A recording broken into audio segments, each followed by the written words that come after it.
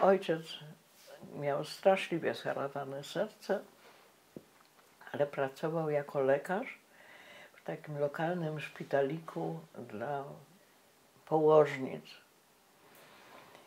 w którym była jedna douczona jakaś osoba. Tam w Uzbekistanie. Tak, dlatego że wszyscy byli na froncie. Tam były rodziny, te rodziny uzbeckie były bardzo liczne. To były rodziny, które miały 8 synów na froncie, 10, z tego połowa już była w formie telegramu, że padł śmiercią bohaterską. Także pierwsze uzbeckie słowo, dosłownie, którego się nauczyłam, to było ulamam, umieram. To były matki, które stały na ulicy, powiedzmy, wychodziły ze swojej zagrody i przychodziły te inne z nią płakać, dlatego że dosłownie nie było dnia, żeby kogoś nie, któryś syn gdzieś nie padł. Posługiwano się tymi Uzbekami i innymi w sposób, myślę, że bezlitosny. To brzmi znajomo teraz. Mięso armatnie. Tak.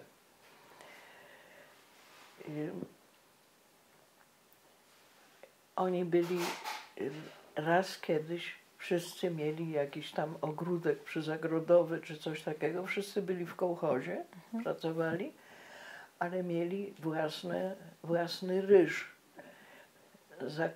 Ryż tamtejszy rośnie wysoko. To jakby wystawał, to kara śmierci. Nie wolno było. Za Stalina wycięto niemal wszystkie drzewa granatów, dlatego że czerwone kwiaty granatu są symbolem proroka.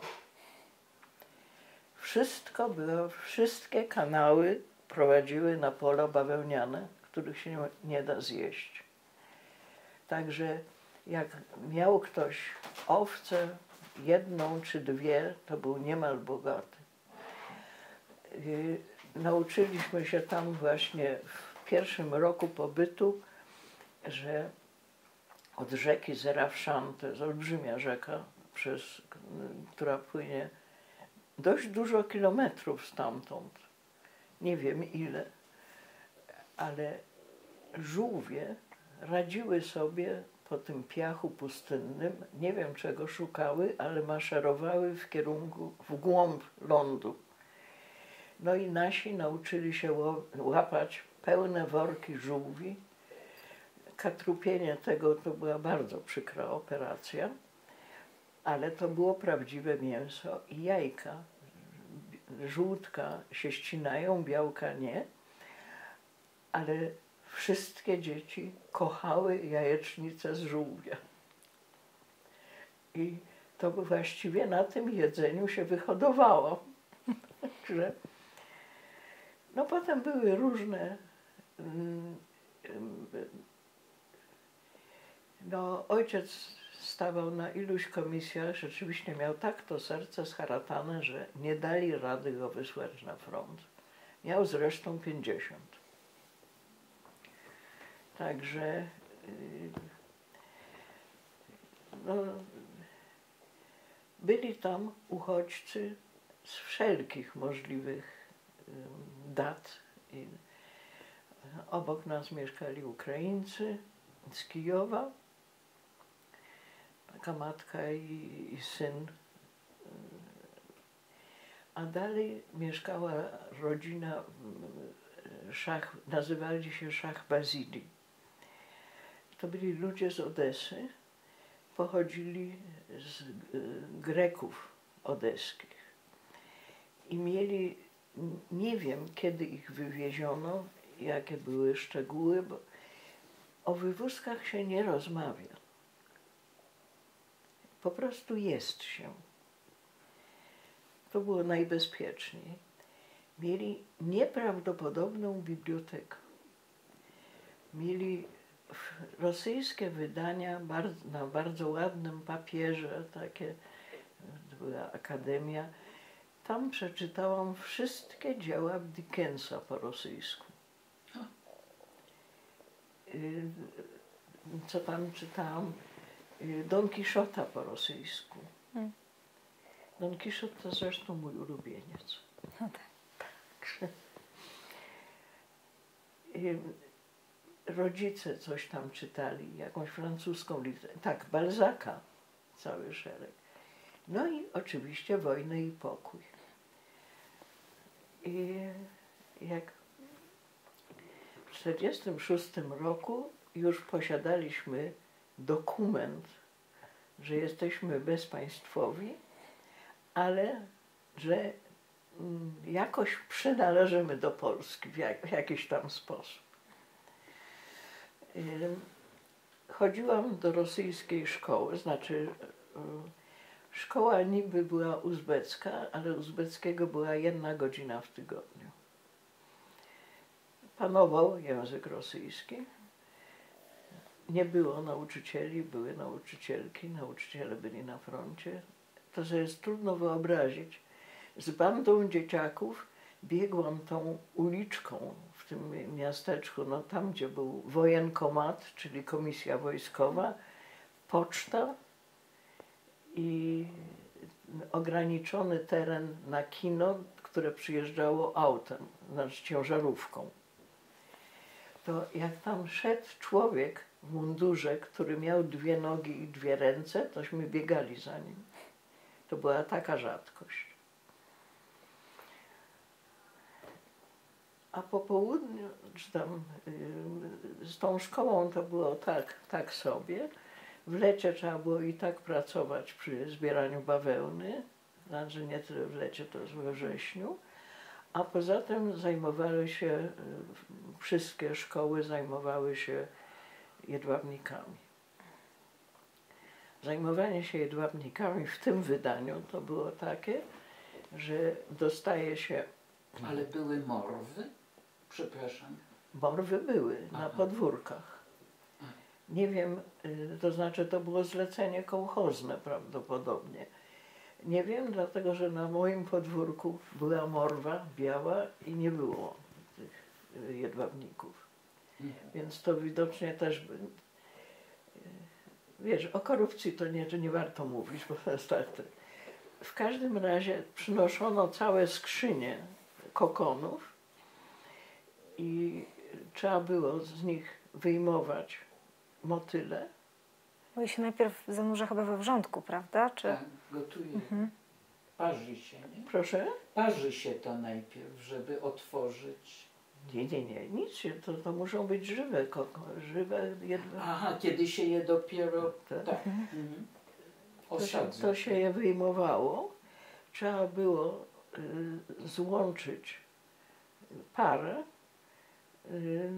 samca i samicę, wsadzić do papierowego woreczka podpisanego z datą, którą się samemu trzeba było mieć własny ołówek, bo zawsze ginęły te tam.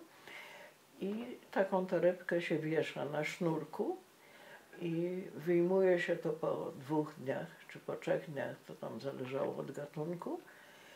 Wyrzuca się martwe jedwabniki, a te jajeczka zostają oddane gdzieś ludziom, do kołchozu pewnie, czy coś. Nas to dotyczyło tylko wyjmowanie tych jedwabników i wyrzucanie ich potem. Ręce ma się potąd żółte. To jest nieprawdopodobnie silny barwnik.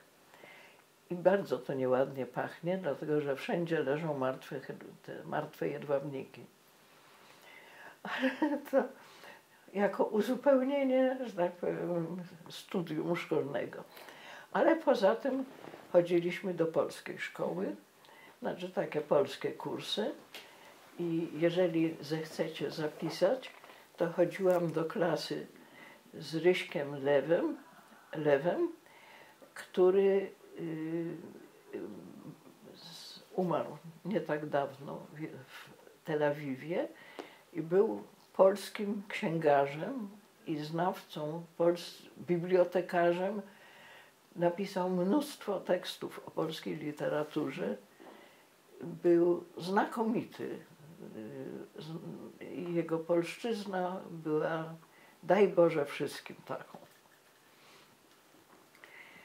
No, ale bardzo bym chciała, żeby gdzieś Ryszard Löw znalazł się w pamięci ludzkiej w Polsce. Ale jak zobaczycie, no, on miał długo związki z Krakowem, z UJ-em i tak dalej. No i moja mama ciągle cierpiała, że moja ortografia jest skandaliczna po polsku, a nie było przecież źródeł żadnych, ani książek, ani niczego. No więc mama robiła dyktanda głównie lilie i stepy akermańskie, ponieważ to czerpała z pamięci. Muszę powiedzieć, że do dnia dzisiejszego myślę o liliach z obrzydzeniem. Jak Te, co rosną wysoko, jak pan leży głęboko, tak. I to jest w ogóle bardzo mizoginiczny utwór, chciałam powiedzieć. Tak. To jest najmniejsze z tego wszystkiego. Bo co ty robisz? Skrycie mąż tylko wiedzieć może, a mąż twój stracił życie. Tak, życie przez Z z kropką.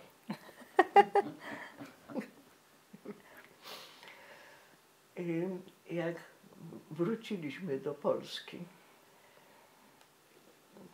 w 1946 roku w maju wystartowaliśmy w wagonach towarowych. Mieliśmy amerykańskie puszki z jakimś jedzeniem rozdane. Ale państwo w ramach repatriacji wrócili, czy jak to wyglądało? Byliśmy repatriowani. To były łączone, jechało się bardzo długo. Naturalnie twórcza plotka już po drodze, już jak byliśmy w Kermine, była, jak będziecie jechać przez słony step, to będą długie przerwy. Nie wiem, skąd to ludzie wiedzieli już. To zbierajcie sól, bo jak będziecie jechać przez Białoruś, to tam nie ma w ogóle soli, oni się zabijają, żeby dostać cokolwiek. To będziecie mogli kupić może jajka za sól. I faktycznie tak było? Tak. I sprawdziło się. No to podobno od tej soli dostawało się zapalenia oczu.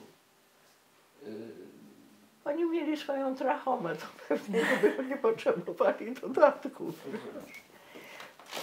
Uzbecy mieli nieprawdopodobną ilość trachomy. No i wszędobylskie wszy, każdą zimę tyfus plamisty, każde lato tyfus brzuszny, a studnie schły i tyle. No i dojechaliśmy do Medyki. To była i ludzie wypakowali jakiś samogon zaoszczędzony na tą chwilę, kiedy przywitają wreszcie tego, ucałują ziemię i tak dalej. No i milicja sprawdziła dokumenty i powiedziała, że trzeba jechać dalej, tylko proszę z powrotem do wagonów, bo my was zaplombujemy. Ale przecież zmiana torów. To było w Medyce na szerokich torach. Aha. I jechało się dalej szerokimi torami. To były już wszystko wojskowe linie przecież. To był maj, czerwiec 1946. A dlaczego nas zamykają? No przecież dlatego, że Żydów biją po drodze, a to jest pociąg towarowy i on bardzo powoli jedzie. I muszę powiedzieć, że to przebudzenie było prawie tak mocne jak Rzymkat wystąp. Dojechaliśmy do Płaszowa, bo do Płaszowa była linia szeroka I z Płaszowa furmanką jechało się do Krakowa, gdzie jedyna kuzynka ocalała mojej mamy była, znaczy wiedzieliśmy już, nie pamiętam jaką drogą to doszło. Ona była spadkobierczynią sklepu zegarmistrzowskiego swojego ojca, takiego zakładu zegarmistrzowskiego. No i wojowała o odzyskanie. Zatrzymaliśmy się u niej. Ona miała siostrzeńca, który nie był spokrewniony z moją mamą, znaczy jakieś tam z tej drugiej rodziny. Jej mąż zginął. Ten siostrzeniec nazywał się Marcelek i pękał ze śmiechu, że ja nie wiem, jak się używa telefonu i nie wiem, jak się zapala światło. Wiesz, przyjechała dzicz po prostu. On sprowadzał kolegów ze swoich szkolnych, żeby powiedzieli do mnie, że mam zadzwonić. I ja nie wiedziałam jak i oni ryczeli ze śmiechu. Tam to było małe mieszkanie. No, zatrzymaliśmy się tam. Ojciec chciał natychmiast jechać do Katowic, a ciotka powiedziała, chwileczkę, może ty jakoś masz tam w tych Katowicach lepsze chody, może odzyskasz mieszkanie, w 46 roku. No ale Haniu, czyli moja mama, ty nie możesz, nie masz nawet co pójść po pracę. Jak ty wyglądasz? No przecież musisz mieć jakieś ubranie. Ja chętnie zapłacę, jutro idziemy do Krawcowej. Na co moja mama powiedziała, a jak ja pójdę do tej Krawcowej, jak ja nie mam ani stanika, ani majtek. Także, no a ciotka była połowa jej na wysokość i za to podwójna szerokość, więc to były bardzo też specjalne przeżycia. Ja się okropnie wstydziłam. Ja byłam też ubrana podobnie, no ale w każdym razie czekałyśmy w tym Krakowie na to, co ojciec załatwi. Ciotka nie miała specjalnych pieniędzy, ale miała, muszę powiedzieć, bardzo była szlachetna i mamę na tę pierwszą wizytę do zatrudnienia jakoś ubrała. Ojciec wrócił z Katowic zdruzgotany. Do mieszkania się w ogóle nie dostał. Nie mógł, chciał jakiś nakaz wejścia, ale okazało się, że tam mieszkała jakaś gruba ryba już partyjna i nie było mowy. A co do pracy, to powiedzieli, że teraz jest tak, że gabinet to pan musi mieć swój. Więc bez mieszkania nie było pracy, a bez pracy nie było oczywiście mieszkania, bo od razu się wyjaśniło, że... No i dosłownie chciał sobie życie odebrać, bo nie wyobrażał sobie, co dalej. Że przecież nie możemy mieszkać kątem u ciotki. No i pojechał znowu do Katowic, żeby rozmawiać bezpośrednio w szpitalu, w którym i z bracką spółką, której już nie było. I na ulicy spotkał pana doktora Karola Kopczaka. To był lekarz, internista, z którym rodzice się znali, jak w niespecjalnie dużym mieście. Wszyscy się w końcu w branży znali. Ale ani przyjaciel, ani nic. No i pan Karol spytał, no jak cudownie, przeżyłeś, a to co, gdzie jesteś? Jesteś w Katowicach? Nie, nie jestem. No i ojciec wytłumaczył swoją sytuację, na co pan Karol powiedział, wynajmij sobie jakiś pokój do życia. To się da zrobić, bo Ślązacy cały czas uciekają przez zieloną granicę, więc mają mieszkania puste. A przyjdziesz do mnie, ja pracuję tam od 10 do 1, to będziesz od 1 do 4. O, I w ten sposób w gruncie rzeczy obcy człowiek. I rzeczywiście ojciec zaczął pracować i pracował tam chyba 2 lata w olbrzymim mieszkaniu w gabinecie pana Karola. A po pewnym czasie pan Karol uznał, że dlaczego mama ma się miotać po jakichś ambulatoriach i tak dalej, po pojedynczych godzinach. Przecież doskonale, jeżeli ja zaczynam o 10, to ona może zaczynać o 8. To był taki rodzaj człowieka. I było strasznie ciężko, ale było po polsku. I wtedy, już nie pamiętam, w jakiejś gazecie był taki tekst satyryczny, że właśnie te dzieci, które przyjechały ze wschodu, że piszą w pamiętniku: ule pazy, tłuste spazy będziesz zajadała. Tyle pazy, bez urazy, że tam bez upazy, żeś mnie kochała, czy jakieś takie. Wtedy jeszcze istniały takie pamiętniki. Dlatego, że mylenie liter było nagminne. Ja miałam bardzo obniżony stopień z polskiego, dlatego że napisałam raz, że bohater jest przez CH. Nigdy więcej. Gruba sprawa. Także bohatera, zauważ, nie ma w Liliach, ani w cepach akermańskich. Nie, bo to słowo jest tureckie podobno. Także zapisali mnie do 3 gimnazjalnej, bo tak wynikało z rozliczenia. I okazało się, że mi brak roku łaciny i mój ojciec, który pracował, znaczy mieszkaliśmy w takich wynajętych pokoikach u pani, która się nazywała Jąderko. Ładne śląskie nazwisko. I ojciec miał mnie douczyć tej brakującej łaciny.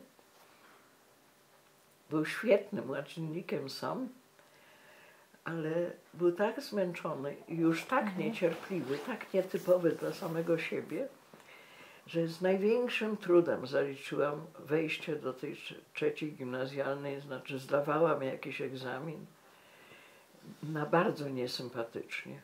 Także.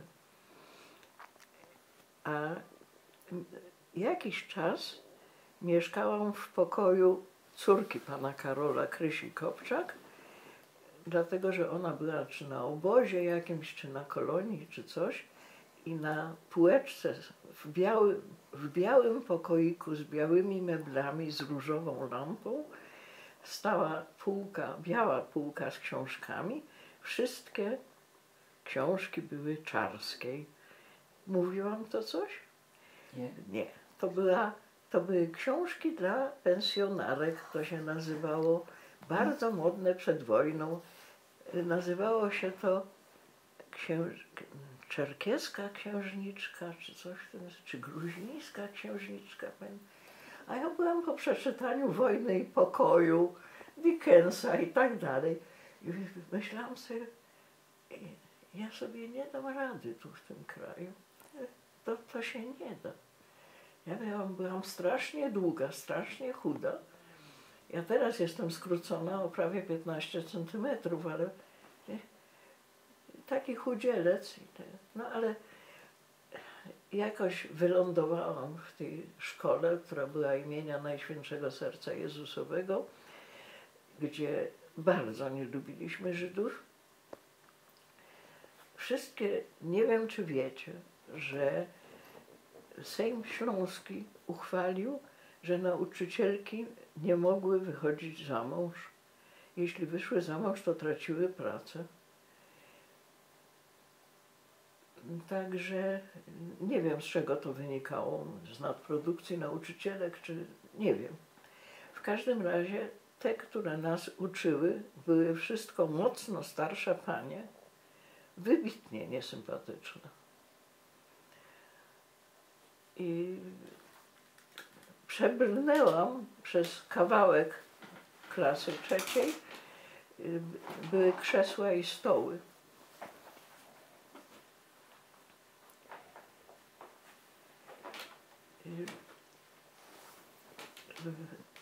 Byłam najlepsza z matematyki, dlatego że w rosyjskiej szkole bardzo porządnie uczyli matematyki.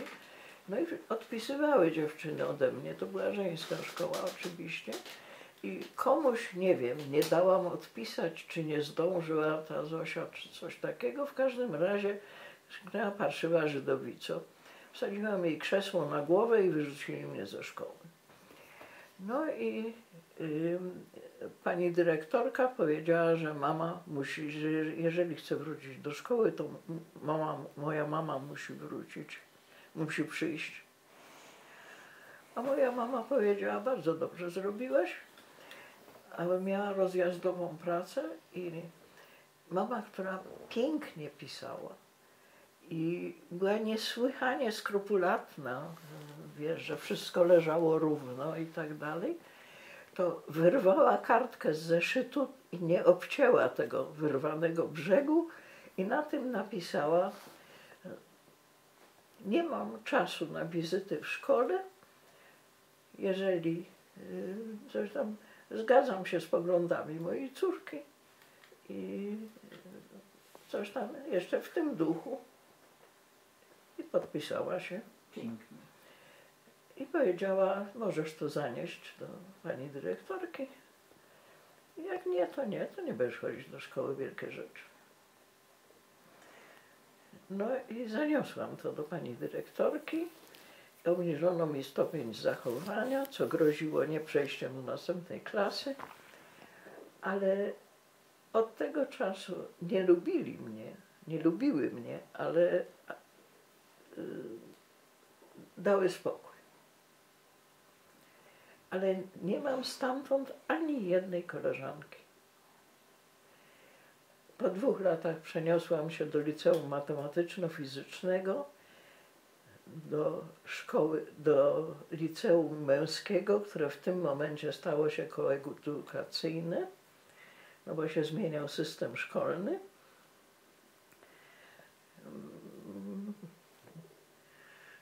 Byłam to dosyć pyskata i było 5 równoległych klas, a dziewczyn nas było, ja wiem, 8. Więc miałyśmy powodzenie niewąskie, mogę powiedzieć.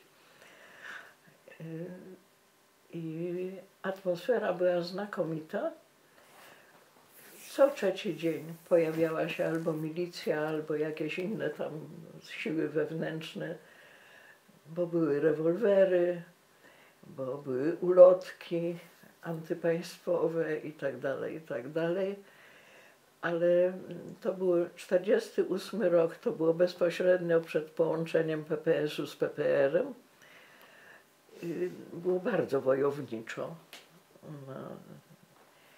Miałam świetnych nauczycieli. Fizyki uczył mnie profesor Staudinger, to był znakomity fizyk. Nie, przepraszam, nie Staudinger, tylko Zillinger, który był ukarany za to, że jego rodzice mieli Volkslistę. Więc nie wpuszczono go na Politechnikę w Gliwicach, tylko musiał uczyć w liceum. Ale to był poziom naprawdę bardzo wysoki. I była świetna drużyna szermierki. No i ponieważ trafił mi się chłopak, szermierz, który w 1948 roku był na olimpiadzie w Helsinkach i był wicemistrzem świata w szpadzie, no to uprawiałam szermierkę. Także Niesłowną, nigdy nie byłam dobra do tego, ale byłam w klasie wojewódzkiej, no ale musiałam przecież tego. Wojtek był oblężony, więc żeby utrzymać pozycję, to musiałam tego. No i w 50 roku zdałam maturę. Jako córka lekarzy nie miałam wielkich szans, a olimpiady nie zaliczyłam, więc, ale okazało się, że wystarczyło, że miałam tę bardzo dobrą maturę.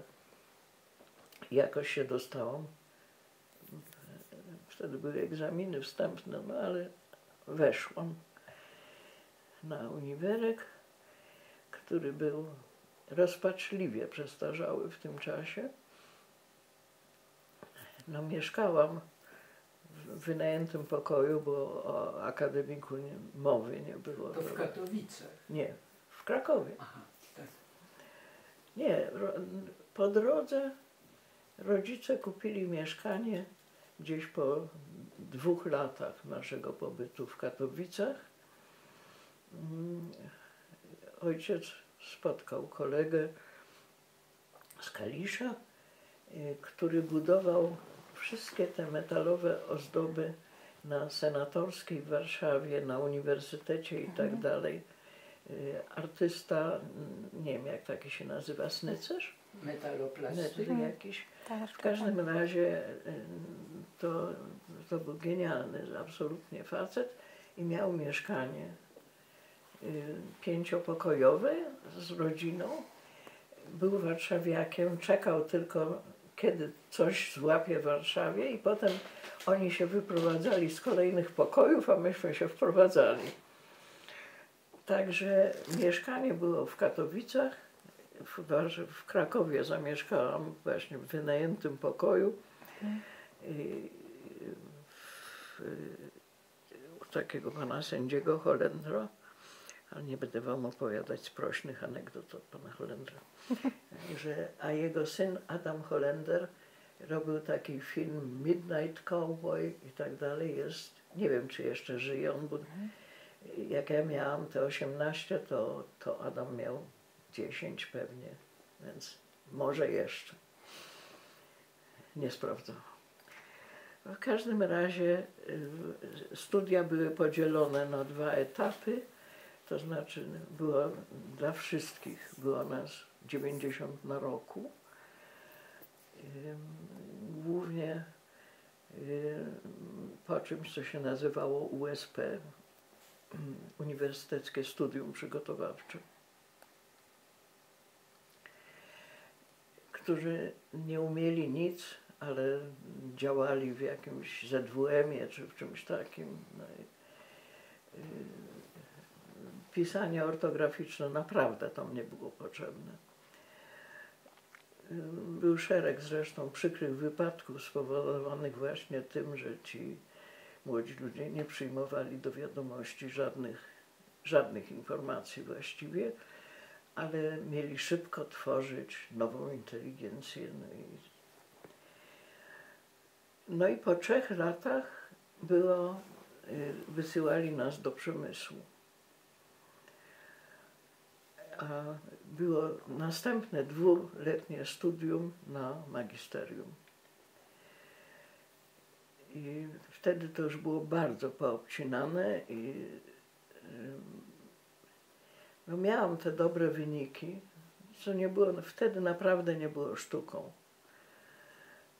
No i dostałam się na ten następny etap, a mój mąż przez lat 66 był o rok wyżej i już miał asystenturę. Wtedy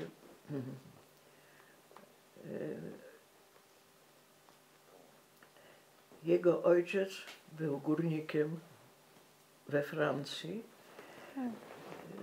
z takiej miejscowości która się nazywa Istebnik, która leży bardzo blisko Wadowic, tych papieskich. Tam po I wojnie światowej nie było w co zębów wbić. Prawie wszyscy mężczyźni wyemigrowali za pracą. Większość do Niemiec, prawda, po robotę, a tam już potem nie brali chętnie Ślązaków kwalifikowanych i tak dalej, no a on był chłop ze wsi i pojechał do Francji. Do tych strasznych kopalń na południu Francji, Nie koło Lille. gdzie jest krzem w nieograniczonych ilościach i gdzie pracowali tylko Polacy i Portugalczycy. On mówił, że tam nie uświadczył Francuza.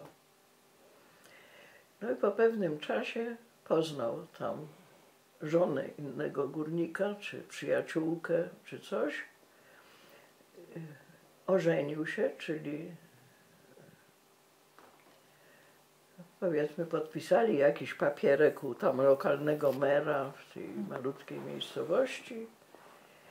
Spłodzili 2 dzieci, mojego męża i jego siostrę Alinę. Działo się im tam, no w każdym razie zarabiali na chleb, zarabiali na te dzieci, mieszkali w jakiejś tam chałupie. Nie przelewało się, ale jedli.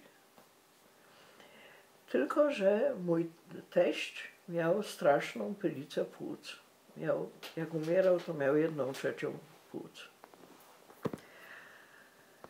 Więc jak w Polsce coś się ruszyło, zaczęło być wojsko i tak dalej w latach 30., to oni wrócili do Polski. I tułali się, mieszkali. Rajmund chodził, ja nie wiem do ilu szkół, po kolei, byli w Poznaniu i tak dalej, w Sosnowcu. Zastała ich wojna, mój teść był zmobilizowany, no a potem wysiedlili ich, ponieważ Sosnowiec był częścią Reichu i mieszkali w Krakowie. Rajmund był genialnie zdolny, jak chodzi o matematykę i w ogóle ścisły sposób myślenia, tak jak był całkowicie niezdolny do nauczenia się jakiegokolwiek języka porządnie, włącznie z polskim, typu no, ciąg za to, przyszłem. To go zabiło zresztą w Danii, dlatego że fatalnie mówił po duńsku.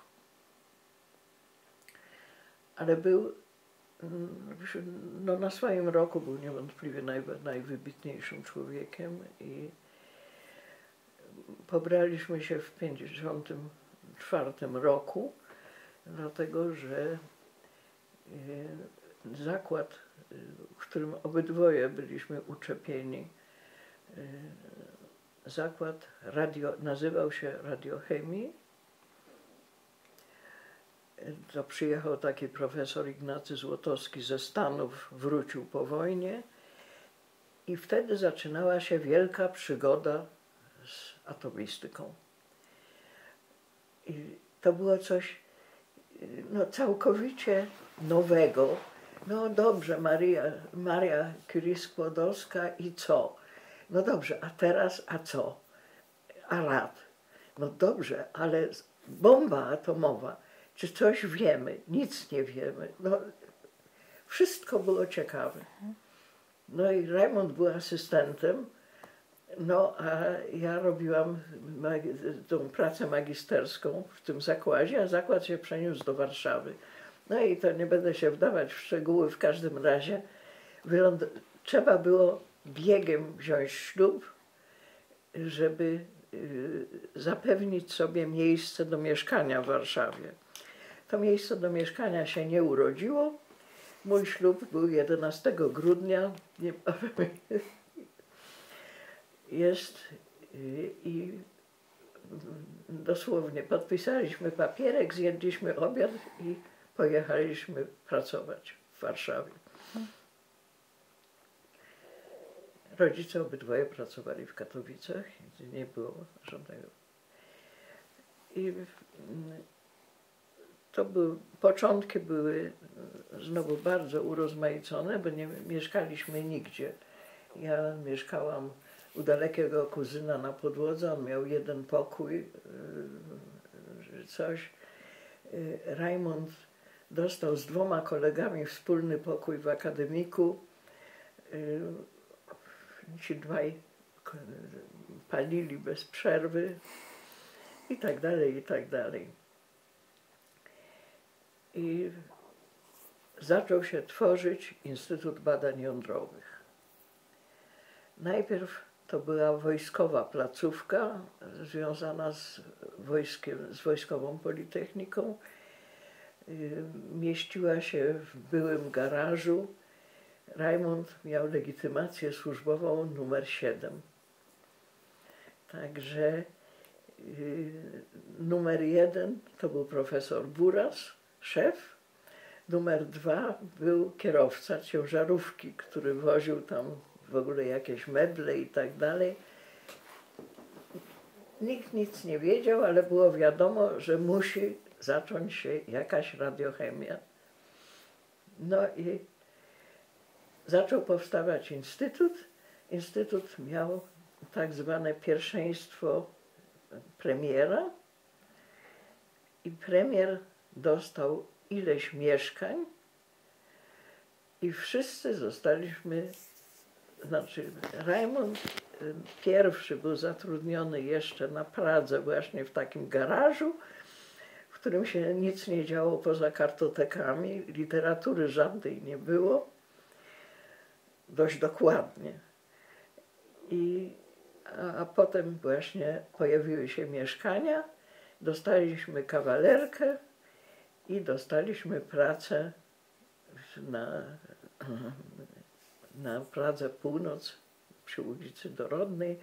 Były jakieś baraki, nie wiem po kim, po jakiej organizacji, 6-7 baraków i tam zaczęliśmy pracę. Ewuś, to ten sam profesor Buras, który był tutaj po Tak. Mhm. No i on miał jakieś doświadczenie z Lwowa sprzed wojny. Także. To co, zagadałam was na śmierć? Nie. Siebie zagadałaś na śmierć. Ale jeżeli potrzebuje Pan chwili przerwy na przykład, to... Że pracowaliśmy w Instytucie Badań Jądrowych. Tak.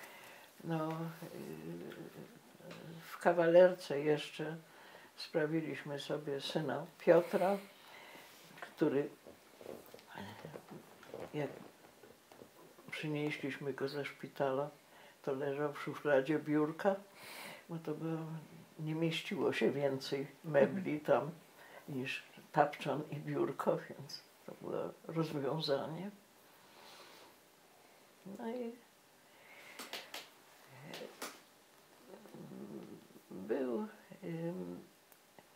nasza kariera naukowa zaczęła się od tego, że odbyła się pierwsza międzynarodowa konferencja w Genewie. Powołano do życia agencję. Postanowiono wtajemniczyć w najrozmaitsze zastrzeżone tematy, takie jak produkcja uranu, jak reaktory, czym to się je, jak to się robi i tak dalej. I sowiecka strona ku ogólnemu zdumieniu powiedziała, że też może dostarczać izotopy i tak dalej. No i przyszła pierwsza przesyłka. Przyszedł, to był Strąd 90, zapakowane w takich butelkach, jak buteleczki z penicyliną były kiedyś, ze szczelnym korkiem, włożone do pudła wyłożonego słomą czy jakimś czymś. Nie ołowiem. I to przyszło na Chorzą do fizyków. Nie wiem, czy wiecie, który to jest budynek taki w głębi podwórza. Jest, nie. To jest chorza, ja wiem, 40, chyba, nie wiem. Pracowałam tam w piwnicy, a nie pamiętam. W każdym razie należało to rozpakować i rozdzielić, żeby więcej osób nabrało jakiejś umiejętności obchodzenia się z tym i tak dalej. To miało służyć do znaczenia różnych substancji. Znaczy, że dodaje się bardzo malutko i potem się sprawdza, jak to wędruje i tak dalej. No i kto się zgłosił oczywiście na ochotnika? Rajmund Gwóźdź. Jeszcze była obok taka pani doktor Żylówna, która była starsza od nas, ja wiem, o 2 lata, czy coś w tym stylu. I też miała załatwione stypendium do Francji. Tam był już potężny ten ośrodek atomowy, czy jak go nazwiemy. Mierniki wszystkie pochodziły z wojska, czyli krótko mówiąc, jeżeli by bomba atomowa rąbnęła, to by zarejestrowały, ale tak znów dużo mniej to nie. No ale wszyscy mieli przypięte te filmy rejestrujące i dużo było osób postronnych, które chciały zobaczyć, jak to będzie, i przepakowywanie. I jakiś kretyn wymyślił, żeby to robić pod wyciągiem, gdzie jest przepływ powietrza, że tak będzie bezpieczniej. No i jak Rajmund wypakował ten strąd, to strąd był absolutnie wszędzie, nie tylko pod wyciągiem, ale na panu Gwoździu od stóp do głów. Była to mała nieprzyjemność, ale genialni fizycy powiedzieli, no spokój, umyjesz ręce, pysk sobie umyjesz, ale jak chcesz to tego, wypij sobie jeden głębszy, to wiesz tego, rady na wszystko. No i Rajmund przyszedł do domu i właśnie bardzo z siebie zadowolony, że rozpakował, rozdozował na ileś tam i tak dalej, ale Równa następnego dnia leciała do Paryża, do ośrodka. Jak tam doleciała i chciała wejść, tam był miernik, śluza, to śluza zaczęła wyć dosłownie. No to Równa powiedziała, że nie rozumie tego, a była fizyczką, że skąd, jak, dlaczego? Mówi, czysta linia strątu 90, coś ty robiła. Aha, no to wobec tego Równa, wtedy już istniały telefony, szczęśliwie zadzwoniła do fizyków na Chorzą, że jest zapaprana, no to Gwóźdź też musi być zapaprany. Słuchaj, fizycy zapiali ze szczęścia, dlatego że potem wyrywali mu zęby, zdrowe zęby, nie zaraz, dlatego że okres półżycia jest 23 lata, no to, a to jest analog wapnia, to się wydzieli w zębach. Aha, to taki ząb to będzie doskonałe źródełko strątu. Brali mu, nie tylko go pozbawili 6 czy 7 zębów, brali mu próbki z, jak to się po polsku nazywa, z mostka. A, sternum, mostek, tak. Co? Z mostka, tutaj, tak. I też było? Proszę? Też było naświetlone? Okazało się, że nie. A zęby tak? Ale zęby, w zębach znaleźli coś. No poza tym ja się podśmiewałam, że jego siuśki są bezcenne. No ale w każdym razie, jak Piotr się urodził, to muszę ci powiedzieć, że i ja, i moi rodzice, którzy znali tą historię, mieliśmy bardzo poważnego Pietra. Ale jakoś nie było żadnych widocznych zmian. Czy tego. Także, ale to była pierwsza taka radiochemiczna przygoda w ogóle w Polsce. Potem się okazało, że miasto Łódź świeciło w ciemnościach nieomalże i geigery wykazywały niebywałe ilości, bo węgiel 14 czy 13 był we wszystkich Izotop. budynkach z opału fabryk chodzących dzień i noc. Ale tego nie wiedziano jeszcze jakieś 15 lat. Wszystkie przecież Śląsk jest pokryty hałdami. Wszystkie hałdy świecą.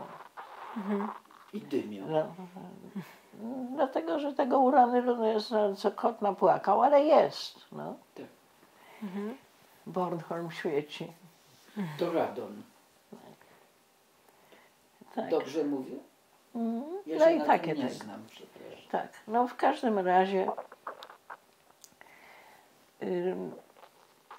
na początku to była całkiem poważna placówka i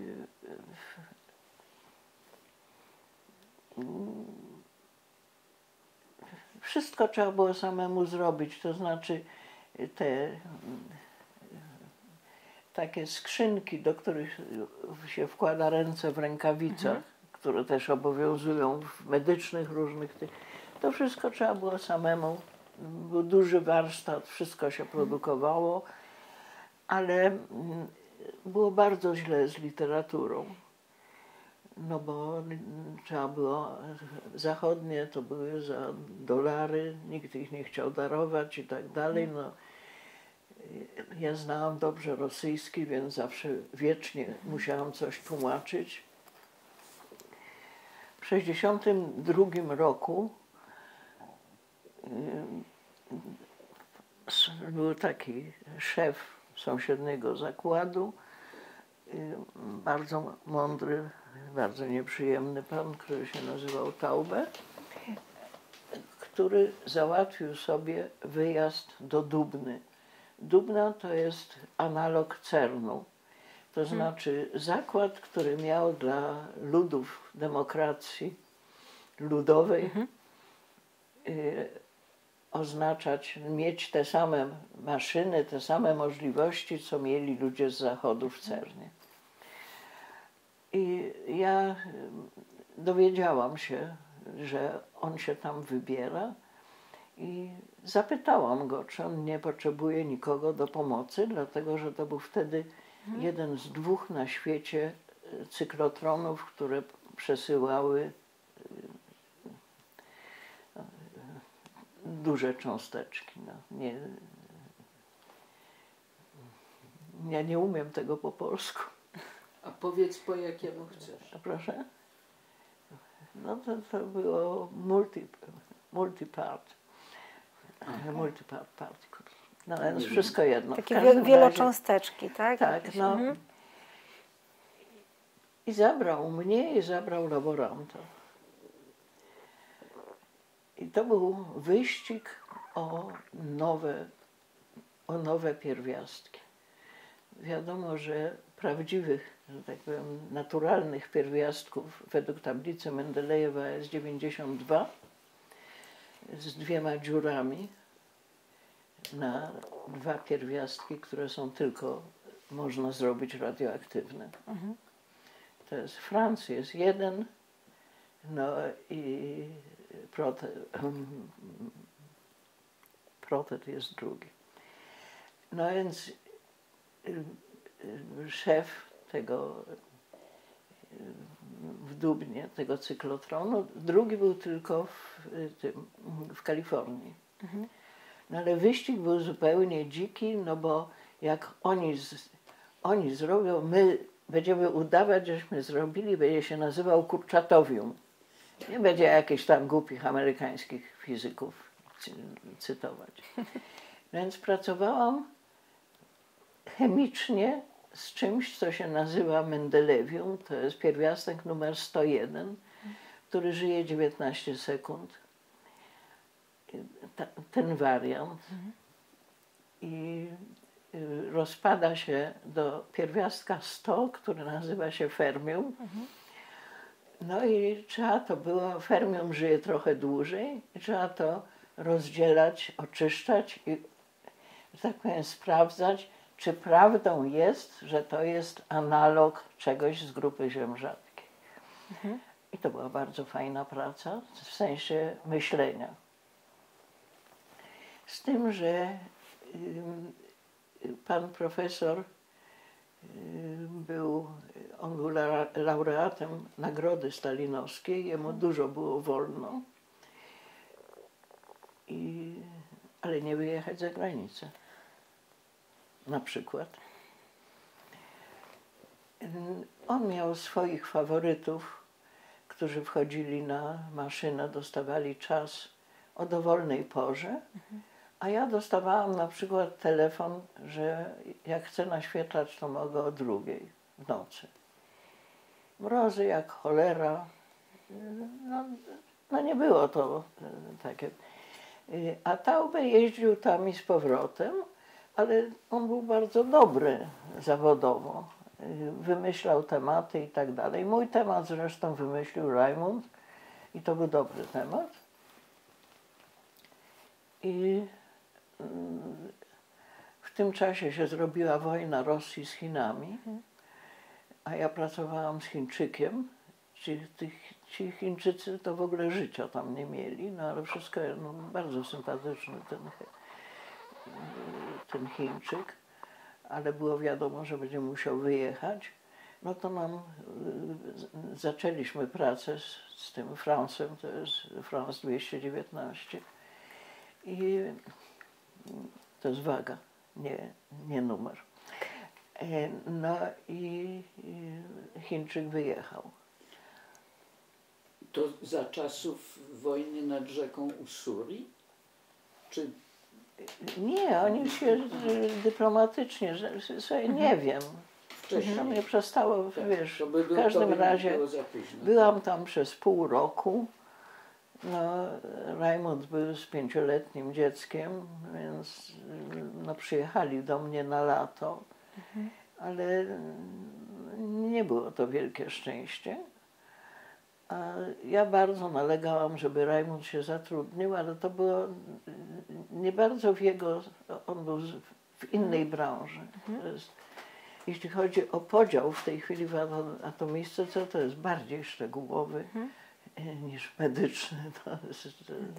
Także Raimund zrobił doktorat w 1964, a ja byłam jeszcze drugi raz potem w Dubnie. Już się zajmowałam nie Francem, tylko... A ten tak pani powiem, temat, robotą. bo mówiła pani, że mąż wymyślił pani temat. Jaki to był? Tak. No, to jest strasznie dużo chemicznych szczegółów. To nie... I to była fizyka wysoko nad moją głową. Ja się musiałam douczać wszystkiego tam, dlatego że zabawa w te olbrzymie maszyny to jest wszystko fizyka.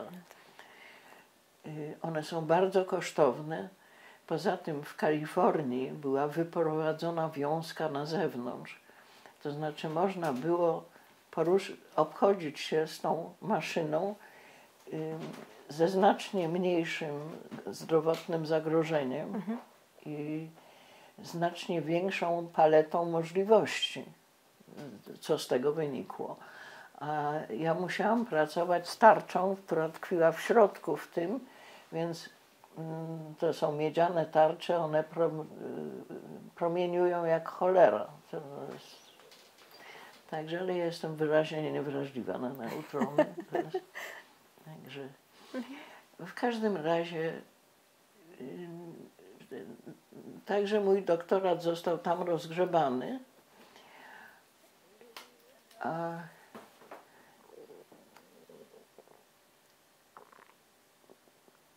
Raimund został kierownikiem zakładu produkcji i dystrybucji izotopów. Przy czym ranga tego polskiego zakładu nie była oczywiście taka jak Amersham, który jest po dzień dzisiejszy chyba największym dostarczycielem europejskim wszelkich izotopów medycznych, biomedycznych i tak dalej w Anglii. Także w Polsce się też trochę importowało, ale jednak ten zakład, na przykład jod, który jest nieodzowny do wszystkich tarczyc i tak dalej, int, który jest nieodzowny do żołądków i kiszek i tak dalej, to wszystko było robione w zakładzie w Świerku. Jeżeli wolno, frywolnie, to jechało się autobusami służbowymi przez Starą Miłosną, gdzie latami na społem olbrzymiej spółdzielni był napis: rolniku nie myj jaj, jajka brudne to jaja eksportowe. No tak. Ale ja przez jakiś czas pracowałam w Świerku, a to było śmiertelnie nudne, ale trzeba było. No i potem na Chorzej właśnie w piwnicy fizycy to jest taki pomiar kątowy, no, rozkład uzyskanych tam jąder rozdzielać chromatograficznie.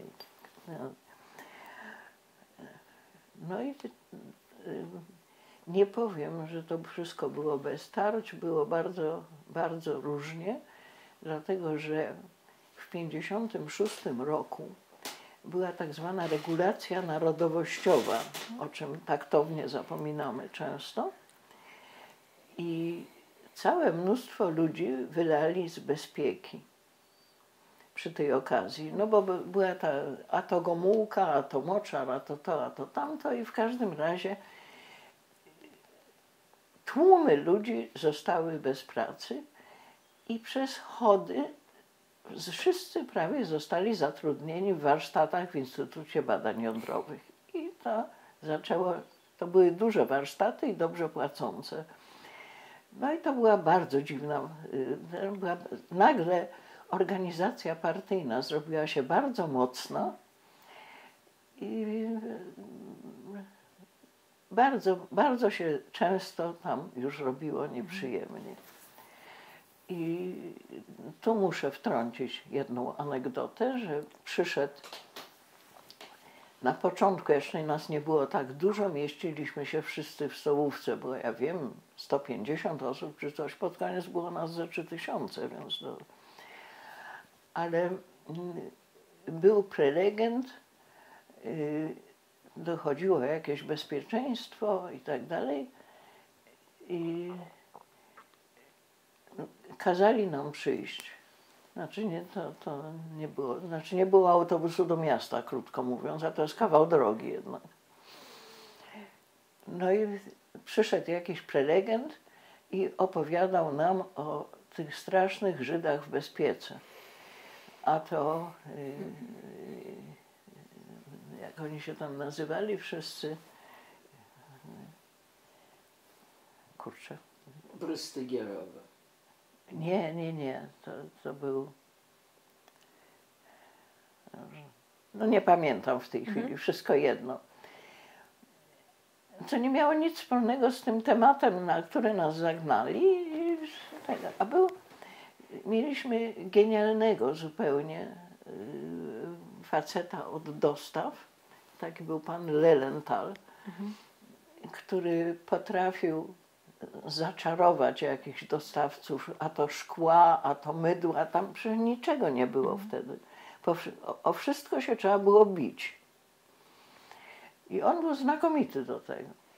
No i ten właśnie kolejny raz tłumaczył, a ten Majkowski, on się chyba nazywał, to przecież wiadomo, że był Żyd, a tamten to też wiadomo, a oni się znęcali, a to, a tamto. I w pewnym momencie pan Lelenthal, członek partii pewnie od 1936 roku czy coś, siedział z Cyrankiewiczem i z kimś tam, wiesz, i nagle taki towarzyszu, A wyście się z nimi kąpali?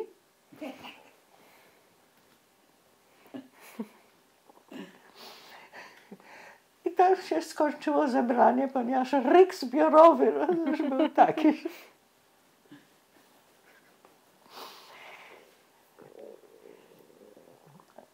Lewenthal wyleciał. W wyniku tego? Nie, w 68. Wtedy jak zlikwidowali Biliga, czyli ojca Piotra, i to wtedy była masówka. Tak. No ale w 68 roku Rajmund dostał polecenie zwolnienia z pracy 2 chemiczek, które były przed emeryturą. Rajmund odmówił. Ponieważ to było wbrew ustawie w ogóle. Z powodu wiadomego, tak? Proszę? Z powodu pochodzenia. Tak. Jak to wtedy bywało? Tak. Zamknęli dostęp do tajnej kancelarii, która w takim dużej instytucji była całkiem potrzebna na co dzień. Między innymi od chyba 76 roku, ale to nie podejmuje się. Oni zaczęli musieli sprzedawać za ruble te rozliczeniowe i to było 6 rubli za $1. No więc dochody tej całej instytucji straszliwie spadły. I tak dalej, także było coraz trudniej być tym kierownikiem. No ale jak zamknęli mu kancelarię, a potem go oskarżyli, że ktoś w Białymstoku miał wrzód po wstrzyknięciu jodu, czy już nie pamiętam. W każdym razie zaczęło to bardzo wszystko być, atmosfera się zrobiła bardzo śmierdząca, po czym 5 kwietnia 1968 zrobiono wielkie, otwarte zebranie partyjne, no i przyszedł prelegent z Rakowieckiej i była długa prelekcja o tym, jak Żydzi zniszczyli polską ekonomię, polską naukę i polskie społeczeństwo. Były 3 tematy. I to było z cytatami z jakiegoś rabina, bardzo to było rozbudowane i tak dalej. I no jak skończył ten facet, to była głucha cisza, no i czy ktoś się zgłasza do dyskusji. No to wstał pan Rajmund, Gwóźdź i powiedział, że on chce zobaczyć te papiery, z których ten prelegent korzystał, czy tam jest pieczątka z Rakowieckiej. A poza tym, kto dał, bo to był doktor jakiś tam, kto dał doktorat temu faszyście? Ryk warsztatów się rozległ, przeprosić, wyrzucić. I w ciągu pół godziny Rajmund został wyrzucony z pracy. Następnego dnia usiłował dostać się do swojego biurka, żeby zabrać papiery, bo jego habilitacja leżała w jego biurku.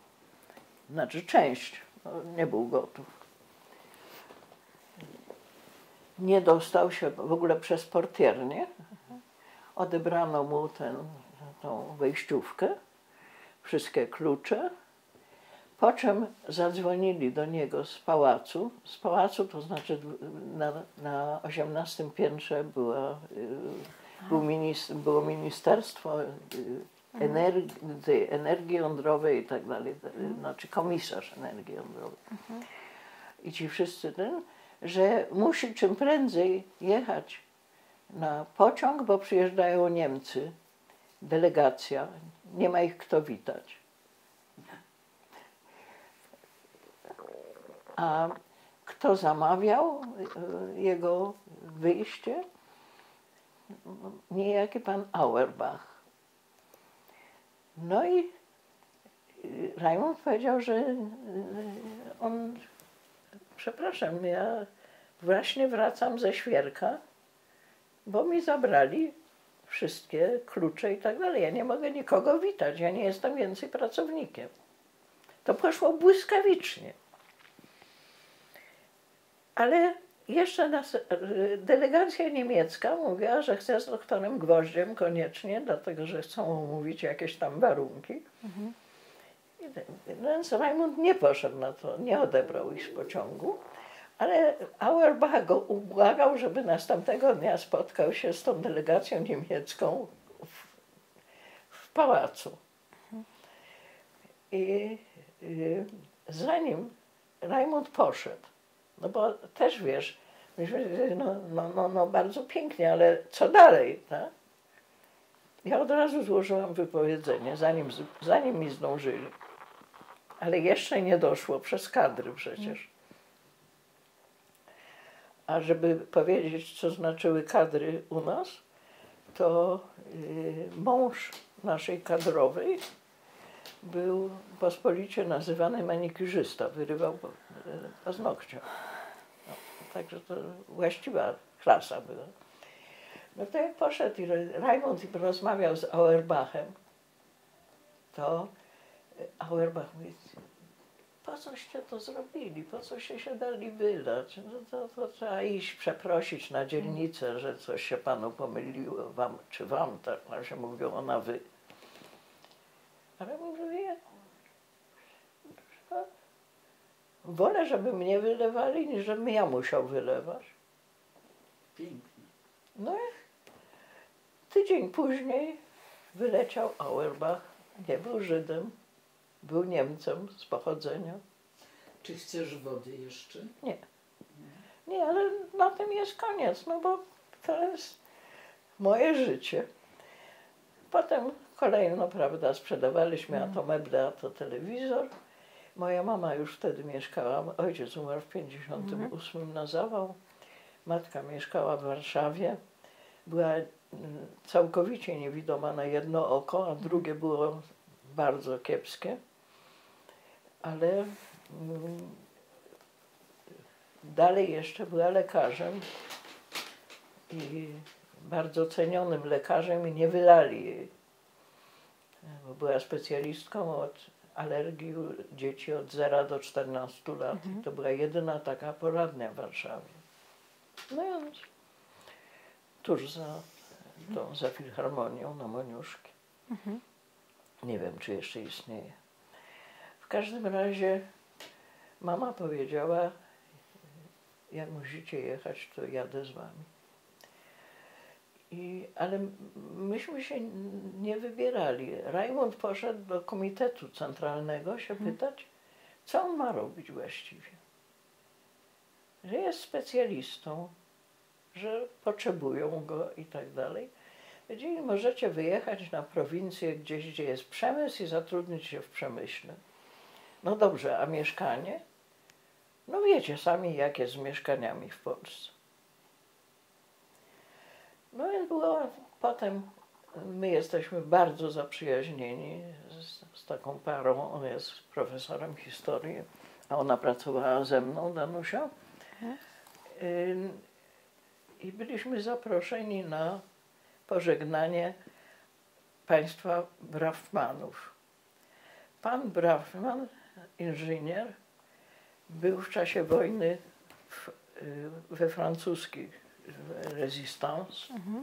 Został złapany, wywieziony do Oświęcimia. Jakoś, w jakiś sposób nie podpadł jako Żyd. Także był torturowany i tak dalej, ale uchronił się z jakimś tam pseudonimem i tak dalej. No i po wojnie wrócił do Polski, bo pochodził gdzieś tam, nie wiem, z Kresów czy coś. I ożenił się z panną Neugebauer. To była córka generała, szefa Modlina, twierdzy.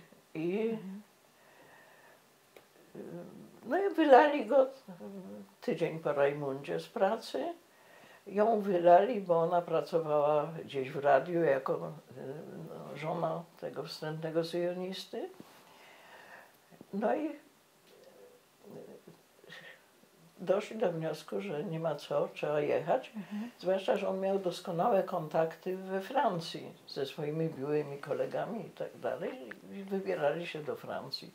No poszli tam na Muranów po paszport, do Pałacu Moskowskich.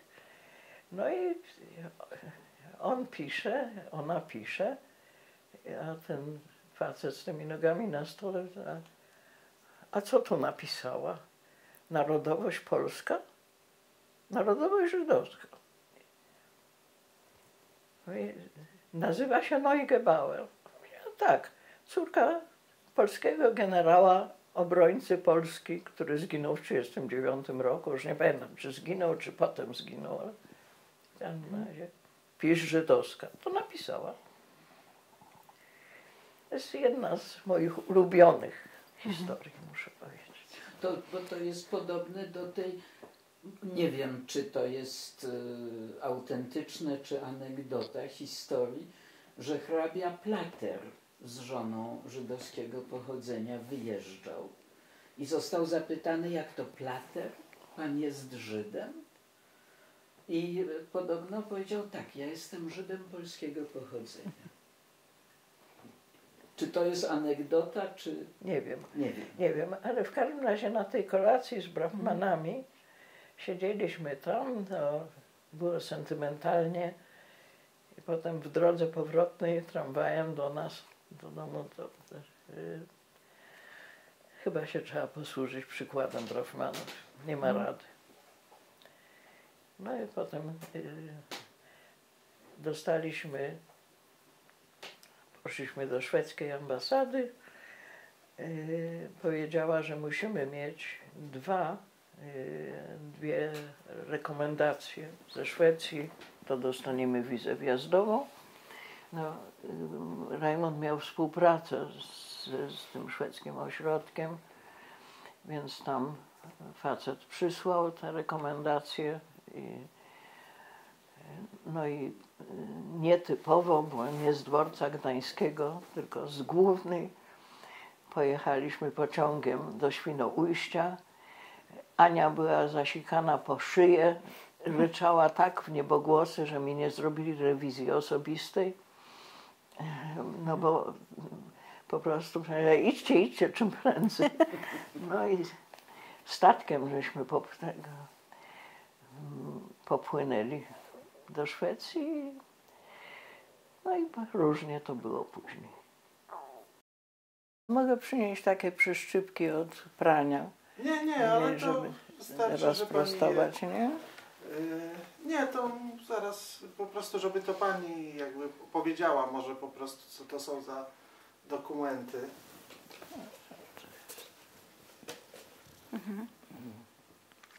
Może pani wziąć po prostu. Ja mogę też pomóc, ale wydaje mi się, że to...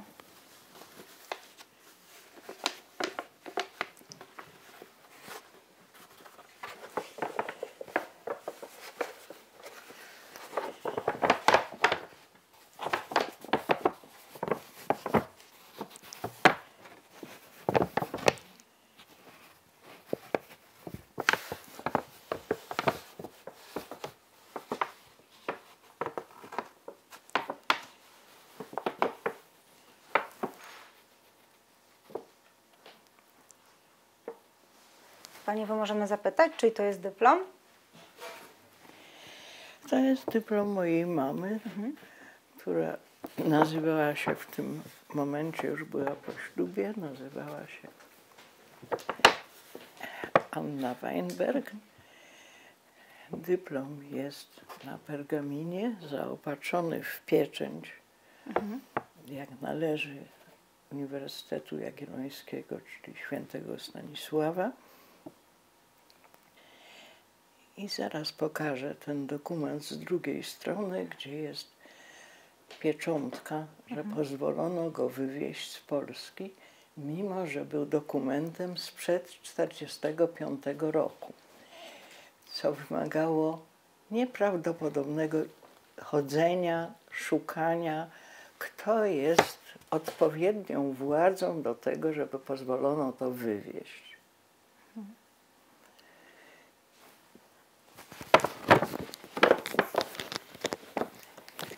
Dobrze, pomogę. Trzymam pieczęć. A, rzeczywiście, przepraszam. Tak. Koleżanku.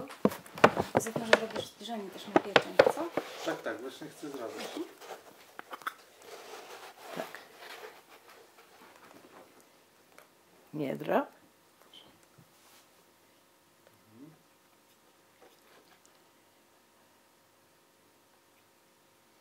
Kto jest na pieczęci? Proszę. Kto jest na pieczęci? Kogo on przedstawia? Święty Stanisław, patron Uniwersytetu Jagiellońskiego.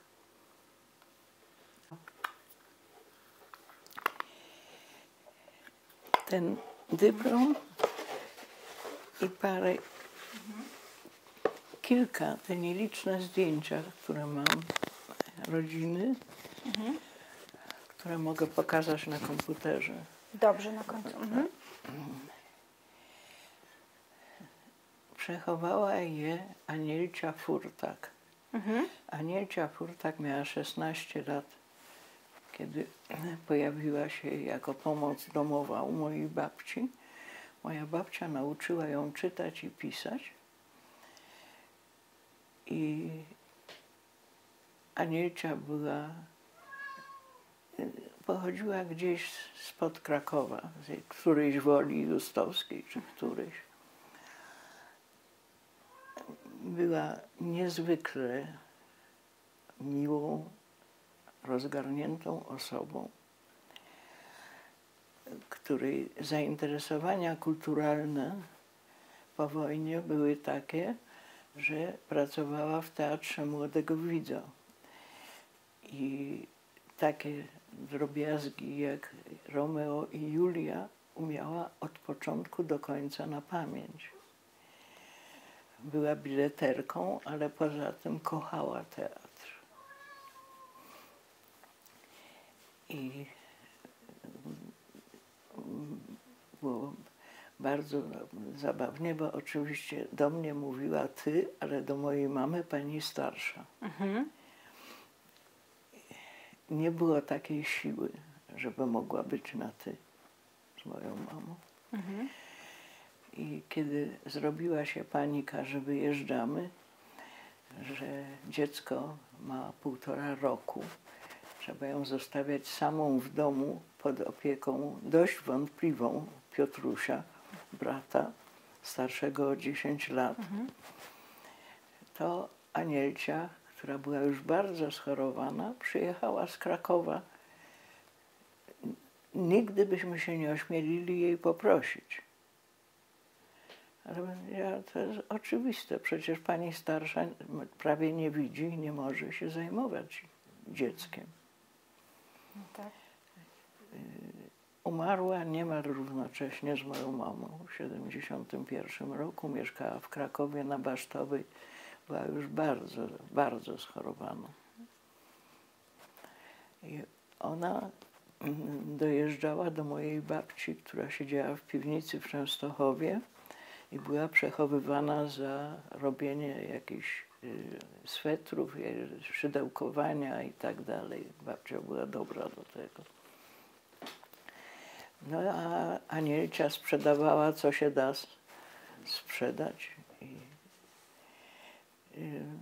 właśnie przechowała tylko to, co się w żaden sposób nie dało sprzedać. To było takie jedno pudło, w którym właśnie był ten dyplom, kilka fotografii, długie białe rękawiczki mojej cioci Irmy, takie zupełnie przypadkowe przedmioty. Także to jest świętej pamięci. Możemy zobaczyć jeszcze tę pieczątkę na dyplomie? Jak najbardziej. Nieodłączna część mojej działalności. Tak. Tu są pieczątki. Widać? One pozwoliły na zabranie tego dyplomu ze sobą do Szwecji, później do Danii, prawda? Tak, tak. Nie, no tego nikt już potem nigdy nie kwestionował. Dopiero właśnie jak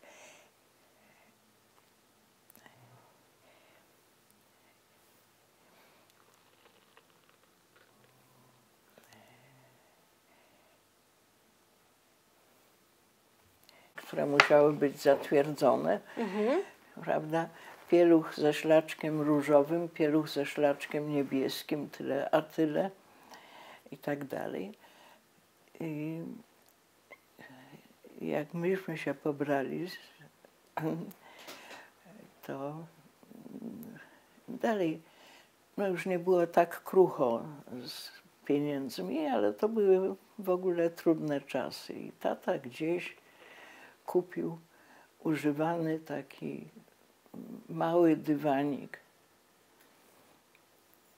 z dziurami zresztą i powiedział, że może być taki nad łóżkiem, a jak mi dorobimy się albo będą kontakty międzynarodowe, to mi kupi ładny i nowy.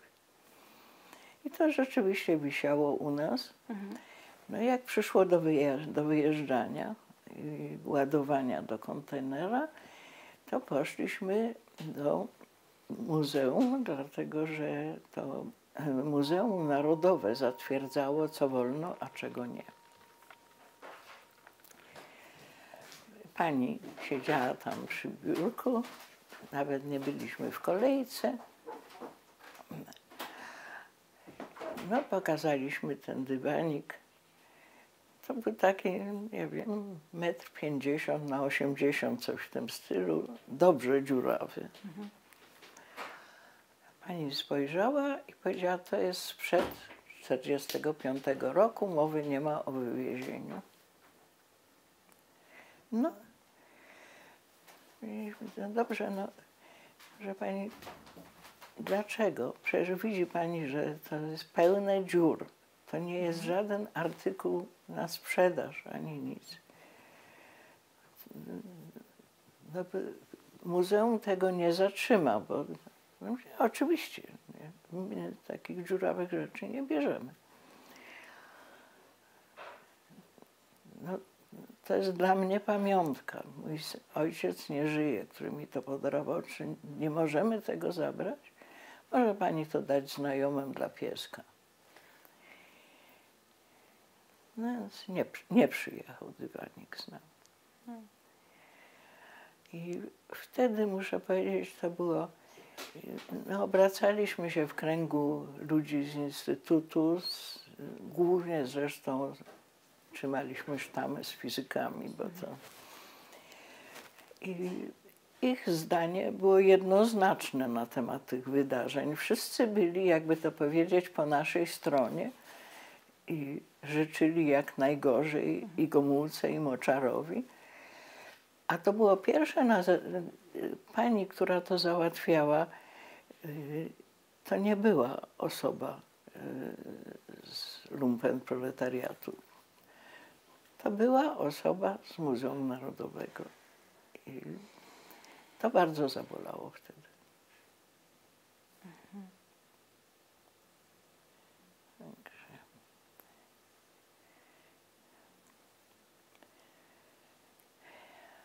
A jeżeli chodzi o mnie, to przenieśliśmy się ze Szwecji do Danii, między innymi dlatego, że znajoma Polka, która tutaj była, powiedzmy, z partnerem duńskim na dość wysokim stanowisku, napisała, przysłała nam ogłoszenie w prasie, że taka instytucja, o której myśleliśmy, że jest państwowa, ale nie była, nazywała się Isotop Centralen, że ogłaszają wakat. I Rajmund napisał do nich i dostał odpowiedź, proszę bardzo. Więc nagle pojawiła się jakaś szansa, przyjechaliśmy tu do Danii Rajmund poszedł do tej pracy, która okazała się instytucją prywatną, która przy użyciu izotopów badała procesy przemysłowe. No świetnie, była praca. Nie zdawaliśmy sobie sprawy z tego, ile te pieniądze, które on zarobił w pierwszym miesiącu, były warte.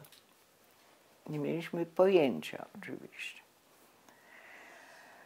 No a po 3 albo 4 miesiącach, gdzie on nie dostał żadnego ubrania ochronnego, a cały czas działał w cementowni, bo chodzi o rozkład podawanego piasku i innych suchych produktów wzdłuż drogi w samym tym piecu obrotowym, tym kolosalnej takiej rurze. Więc przychodził zupełnie siwy, od kurzu i tak dalej. No i dalej wydawało nam się, że to jest bardzo, znaczy przestało nam się wydawać, już wiedzieliśmy, że to jest bardzo mało pieniędzy, a gdzieś po 3 miesiącach przyszła inspekcja pracy i wtedy się wyjaśniło, że związki zawodowe zablokowały to stanowisko, ponieważ ono nie było płatne, dobrze płatne, znaczy zgodnie z siecią tą umów. Tutaj jest, raz na 3 lata jest tak zwany trójstronny układ zawierany, to znaczy związki zawodowe, rząd i socjalne służby. I to jest bardzo przestrzegane. No i skończyła się mojemu mężowi praca. Także potem ten szef tam go próbował zatrudnić już w ramach normalnej siatki, ale tymczasem zaczęły się jakieś kontakty z uniwersytetem. W każdym razie przez wszystkie lata bycia tutaj Rajmund był czasami na jakichś grantach, czasami na stypendiach, ale pracy jako takiej na uniwersytecie nigdy nie dostał. Miał pomieszczenie na uniwersytecie, miał aparaturę uniwersytecką tam, uczył studentów praktyki, ponieważ jego mówienie było rozpaczliwe. Ale tymczasem ja dostałam przez znajomego Polaka, który mnie prowadził ćwiczenia z chemii na uniwersytecie. Tu są kolosalne roczniki, zwłaszcza 1. i 2, potem odpadają. Więc na 1. roku było nas chyba 50, może i więcej, prowadzących ćwiczenia.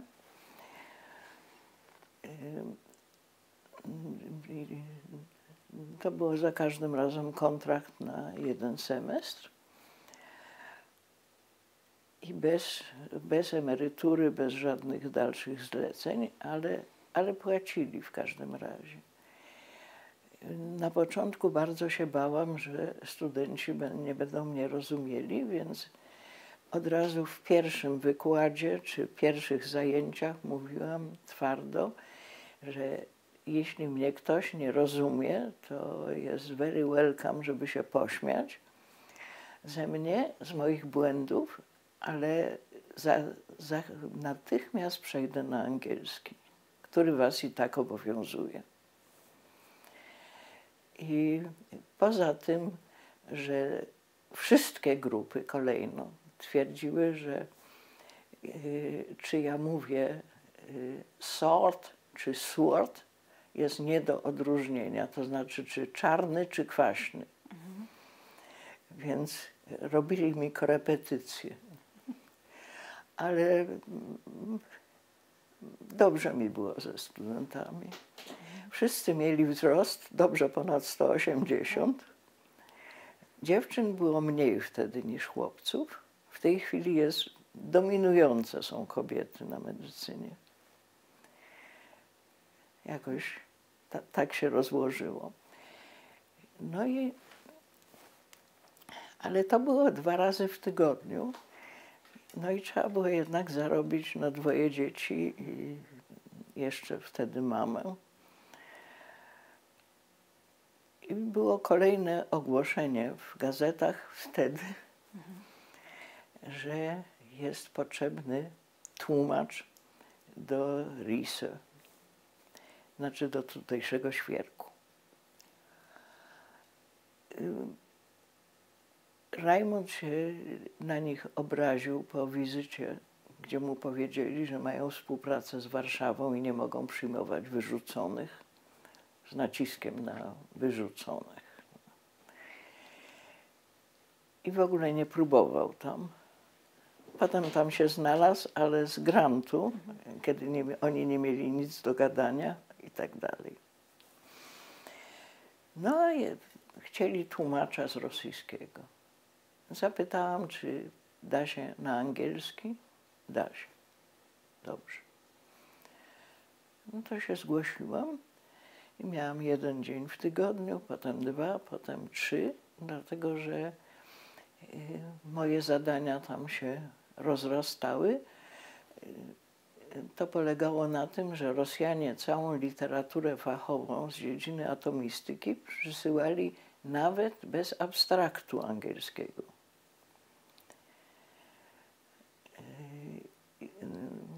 Tu wstęp, jak ja pracowałam w Dubnie, to musiało też być po rosyjsku, nie wolno było dać abstraktu po angielsku. Także no, taką się dostawało broszurkę jako reprint. I na całym świecie się dostawało w tym czasie 5 reprintów, tam się dostawało 2, bo to kosztowało drukowanie. Także, no ale wszystko jedno. W każdym razie z czasem no, tłumaczyłam, streszczałam te rosyjskie artykuły i zrobiło się z tego tam 20 kilka godzin tygodniowo, nawet pod około 30, a ja robiłam bazę danych, która nazywała się NAI, czyli Nordisk Energy Index. To była baza danych jeszcze drukowana co 2 tygodnie. To jest tak zwana booleańska algebra, to znaczy znowu nie umiem po polsku, w każdym razie jest główny temat, no, tagi są. No, robiłam te tagi na temat energii nordyckiej. To znaczy każda publikacja nordycka miała być umieszczona w tym, znaczy tytuł, autor i główny deskryptor i związki. Słowa kluczowe chyba teraz tak najbardziej mówimy, tak, na tagi, tak.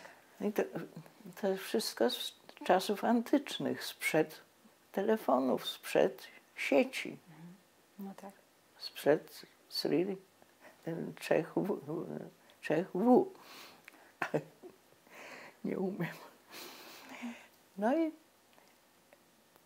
po chwili się okazało, że jest też międzynarodowa baza danych, czysto jądrowych już, nie nordycka. Ta nordycka, chciałam powiedzieć, była oszukiwana, dlatego że na przykład przemysł metalurgiczny w Szwecji, kolosalny przemysł samochodowy, nigdy nie podaje żadnych danych.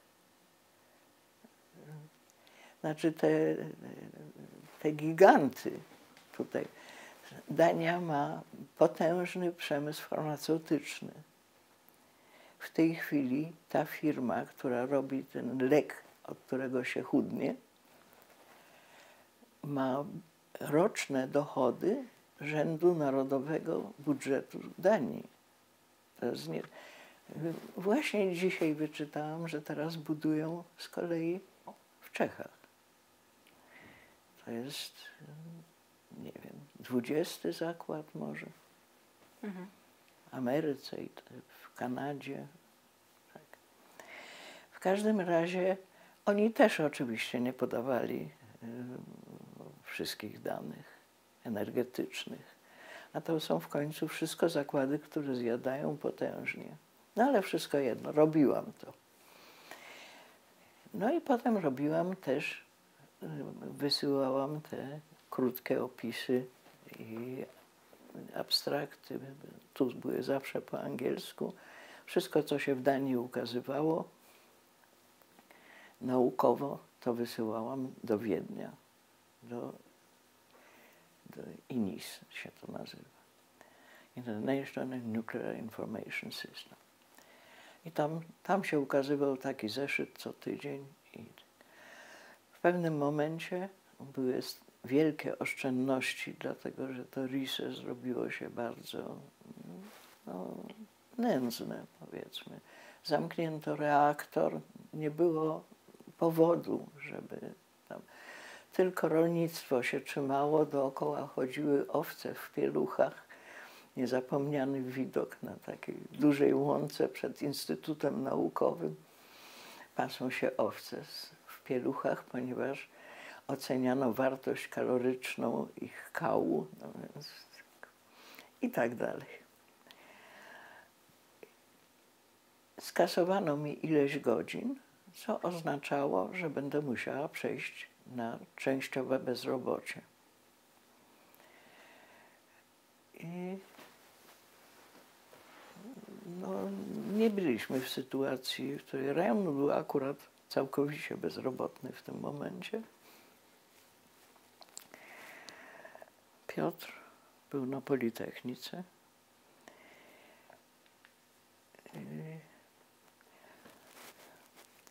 Zgłosiłam się do tego systemu w Wiedniu, czy nie mają dla mnie zatrudnienia. A właśnie mają, bo będą wymieniać, bo tam są terminy, będą wymieniać radiochemika. To mogę dostać, tylko uprzedzają mnie, że to jest grupa trzecia, czyli niespecjalnie dobrze płatna. Ludzie, ja tu płaciłam 48% podatku od mojego nędznego dochodu. W tej chwili płacę tylko 38% od emerytury. To jest system oparty na podatkach, także, a tam w międzynarodowych instytucjach nie ma podatku. Więc oni rzeczywiście płacili stosunkowo niewiele, ale dla mnie to był po prostu majątek. I pojechałam do tego Wiednia, zostawiłam rodzinę, bardzo niepewnie, ale pomyślałam sobie, Wiedeń, stolica światowej muzyki. Jedna z wielu zresztą, ale to przecież Ania nie musi tutaj być na bardzo średnim konserwatorium, to pojedzie ze mną. I Ania studiowała 2 lata w Wiedniu z bardzo dużym pożytkiem. No ja byłam tam od 88. Znaczy wtedy skończyłam z uniwersytetem, nigdy już potem nie było o tym mowy. Dostałam urlop bezpłatny z RISE na wszelki wypadek, no bo i byłam 3 lata, po czym przedłużono mi do 5.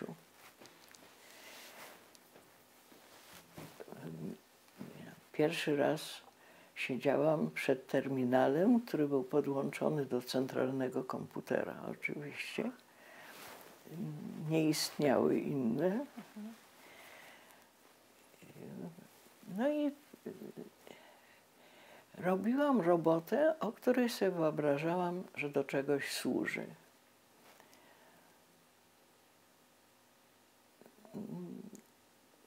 Nauczyłam się bardzo dużo o międzynarodowych instytucjach, których tam w takich wspólnych budynkach, których jest w tej chwili chyba 5, takich wieżowców, mieści się 6 międzynarodowych instytucji i pracuje ponad 6000 ludzi w tym zespole. Tam jest osobna stacja metra, jest sklep bezcłowy dla pracowników z określonymi limitami zakupów, które to limity są bardzo liberalne, ale regularnie nadużywane przez na przykład Rosjan, Jugosłowian i tak dalej. Także wykupywali alkohol bezcłowy i sprzedawali go bezwstydnie na targu obok. Ale to było takie jedno z najmniejszych nadużyć tam, no bo w końcu, no dobrze. Każdy kraj ma prawo po wpłaceniu 100% odzyskać 60% w formie sprzedaży swojej aparatury, mebli, czegokolwiek z powrotem do agencji. Nadużycia na tym tle są nieprawdopodobne. To są milionowe sumy, które wchodzą w grę. To wygląda w ten sposób, że na przykład taki gwóźdź wysłany przez agencję jako jeden z nielicznych branży akurat tych specjalistów do Nigerii i tam się okazuje, że przyjechał po nic, dlatego że nie ma źródła neutronów. A źródło neutronów to się chcą sprzedać Węgry, a ktoś inny chce sprzedać taniej. Wobec tego się użerają przez nie wiem ile lat już i efekt jest taki, że nikt niczego nie wysłał.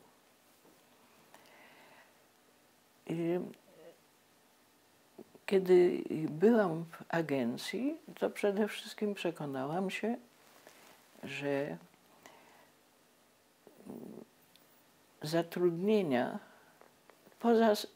poza działem safeguardów. Safeguardy są, nie wiem, nie podejmuję się wypowiadać, ale wydają się uczciwe. Dlatego, że no w końcu ogarnianie wydarzeń takich jak Czarnobyl czy coś, no musi być sprawdzane w miarę uczciwie. Czy przesyłki plutonu, który można nagle kupić na jakimś lotnisku w Afryce i tak dalej. Więc to jest inny dział. Dyrektorów wybiera się no, teoretycznie na 5 lat, ale na przykład Szwed Blix był dobrze ponad 12. Na ogół to są dyrektorzy z tak zwanych krajów neutralnych, czy jakby to nazwać. No, był Japończyk, był... Natomiast takie kraje, wszyscy mają prawo do uczestniczenia, ale na przykład taki kraj jak Senegal, no nie ma kogo posłać. No to te pieniądze idą w ten sposób, że wartownicy są niemal wyłącznie właśnie a to z Senegalu, a to z Albanii, a to jeszcze z jakiegoś... No i oni to mają w ogóle bardzo rozbudowane przedsiębiorstwa handlowe. jako że mają dostęp, prawda. Podobno mniejszy trochę niż personel naukowy, no ale...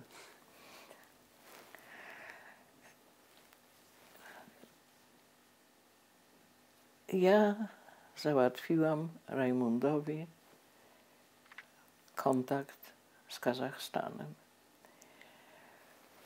I to muszę jeszcze opowiedzieć, nie wiem, za dużo gadam? Nie, nie, absolutnie. Ja patrzę na zegarek, mam za 3 minuty to spotkanie, o którym Ale mówiłam. to To ja może... w Tak. sensie Tak. przejmę. To ty przemierz, tylko muszę... Przejmę, tak. Mam słuchawki w kurtce. Dobrze, i proszę sobie drzwi Tak. zamknąć. Ja myślę, że za 20 minut. Dobrze.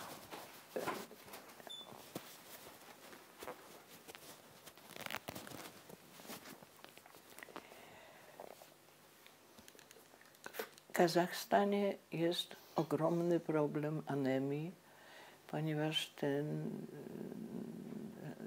step zasolony i nie ma go w ziemi, żelaza. I kobiety bardzo cierpią. Prawie wszystkie mają anemię, rodzą dużo dzieci. No i problem masowej kontroli żelaza i że tak powiem, dopełniania dietą coś, to jest bardzo poważny problem tam. To jest olbrzymi kraj, jest dalej bardzo dużo nomadów. Nomadzi między innymi wykopują rozmaite instalacje podziemne z czasów, jak tam robiono wypróbowywano bomby atomowe. To wszystko jest radioaktywne, no bo druty miedziane są oczywiście bardzo najcenniejsze do sprzedaży w skupie. No więc są bardzo solidne instytuty naukowe, obsadzone głównie przez Rosjan. Teraz na pewno mniej. W każdym razie Rajmund opracował taki projekt z Rosjanami tamtejszymi, że będzie się naświetlać próbki roślin, gleby, wody suszonej. Nie można inaczej. Oni mają potężny reaktor, 4 MW, a że będzie się naświetlać na 400 kW, także organiczne próbki nie będą się palić i będzie można zrobić bardzo szeroką mapę występowania żelaza, a przy okazji innych pierwiastków. To była metoda, to znaczy to, że można naświetlać duże próbki, nie takie 5 gramów, 10 gramów są typowe dla pomiaru, a myśmy usypywali 200 i 300 gramów rozmieszczonych w takich małych pojemniczkach na kole, które się obracało. I to działało znakomicie. Potem była straszna praca przez 48 godzin, żeby to nie wygasło wszystko, znaczy aktywność, żeby nie znikła. Ale Rosjanie się cieszyli, Kazachy szalały ze szczęścia, wszystko zostało zainstalowane. Ludzie pracowali dosłownie dzień i noc, dlatego że Rajmund miał tylko tam, nie wiem, 3 tygodnie wtedy, czy coś takiego. On był szereg razy tam. Był bardzo lubiany, tylko że go koniecznie wódką chcieli poić. No i jak wszystko było, zrobili 1 czy 2 zrzuty tych próbek naświetlonych, a wtedy agencja zamknęła projekt, dlatego że Anglik, który miał potężne chody u dyrektora Szweda Blixa, postanowił, że sprzeda alfa-spektrometr do Kazachstanu.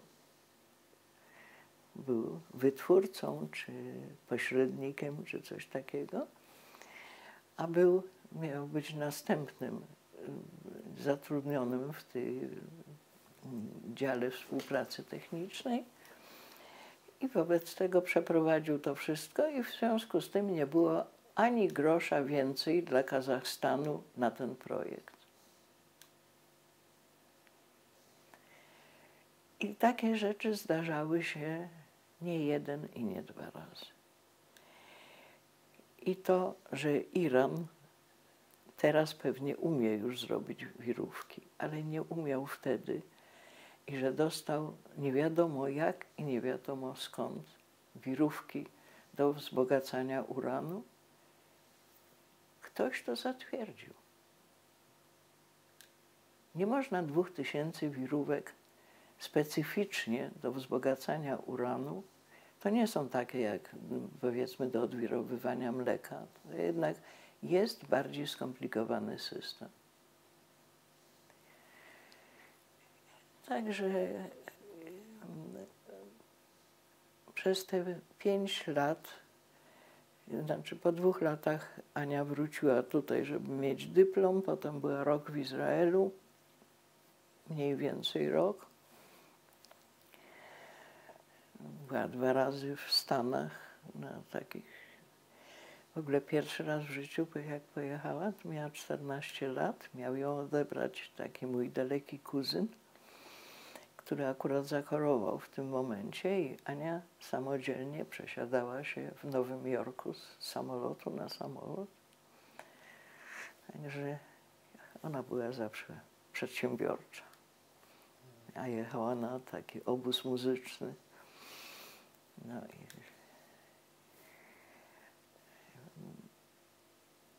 jak wróciłam, to jeszcze czekało moje stanowisko, jeśli tak można nazwać, w tym RISE. I tam dociągnęłam do emerytury z jakimś kawałkiem etatu, ale z radością przeszłam na emeryturę, muszę powiedzieć, bo tymczasem pojawiły się komputery, personal computers.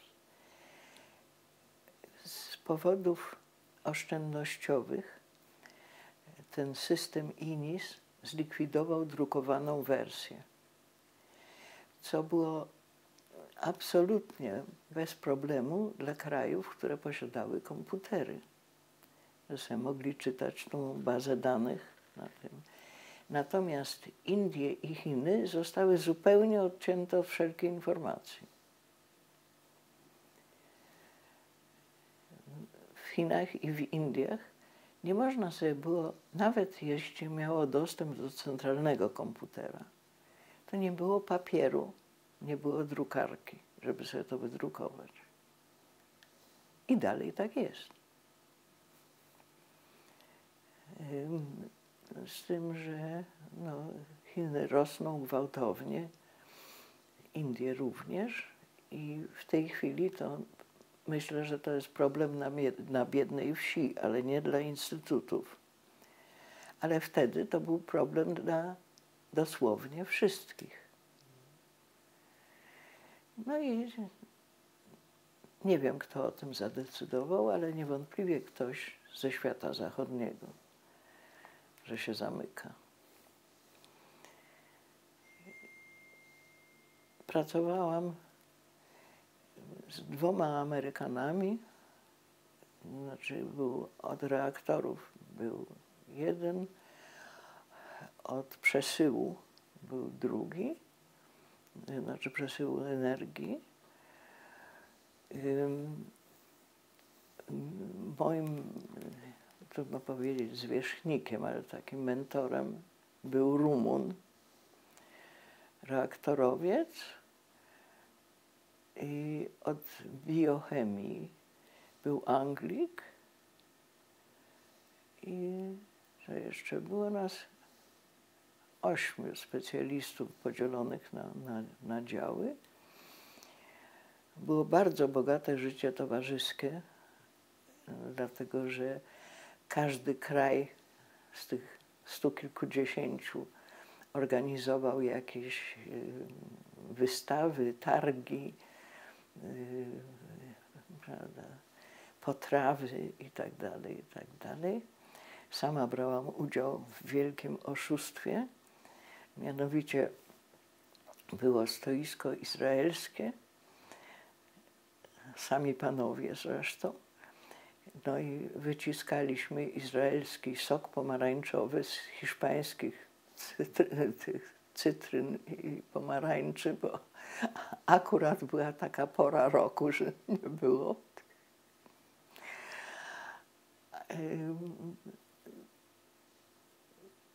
Po dzień dzisiejszy koresponduję z Turczynką, sekretarką działu i Austriaczką. Austriacy byli główną siłą urzędową. Znaczy sekretarki,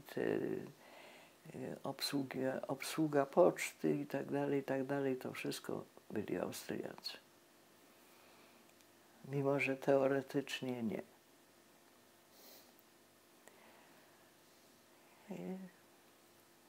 A Polska też miała oczywiście swoich pracowników tutaj? Tak, tam jest też mały instytut Seibersdorf, to jest pod Wiedniem, w którym też ludzie przyjeżdżali na jakieś tam okresy.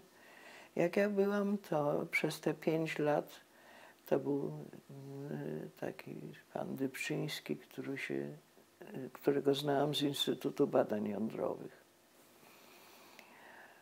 A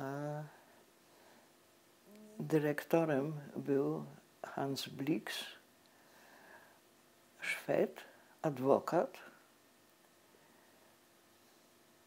który potem zasłynął tym, że załatwił sobie wyjazd do Iraku z grupą, która sprawdzała, czy tam są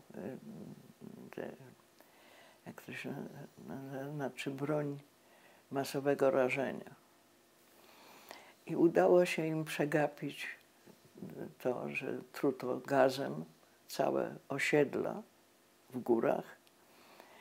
Jakoś nie zaliczono tego do masowego rażenia, ale ponieważ nie znaleźli broni atomowej, to się wycofali. To było bardzo dobrze płatne, to nie ulega kwestii. Ale jego zastępcą do spraw ekonomicznych był dr Tadeusz Wójcik. Dr Tadeusz Wójcik podpisywał wylanie Gwoździa z pracy. Gwóźdź był członkiem Rady Naukowej, gdzie obowiązywało 6-miesięczne wymówienie, ale wymówienie dostał w ciągu za 5 minut. A pan Wójcik wylewał kolejno ministra Biliga, wszystkich naszych żydowskich kolegów i koleżanki. I za to pewnie został wypromowany na wicedyrektora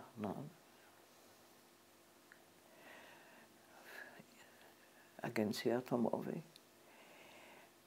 I na początku, co jakiś czas dla nowych są takie wprowadzenia ogólnie o przepisach, o tym, że to jest międzynarodowe, o tym, że broń atomowa nie, ale pokojowe zastosowania i tak dalej. No i na te zebrania wszyscy nowi tam muszą się zgłosić. I ponieważ to jest w różnych budynkach, poszedł ze mną ten mój Rumun.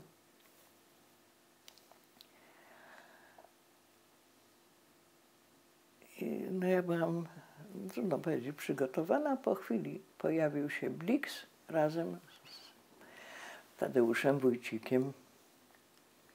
Tadeusz Wójcik z daleka się uśmiechnął i szedł w moją stronę. No witam panią.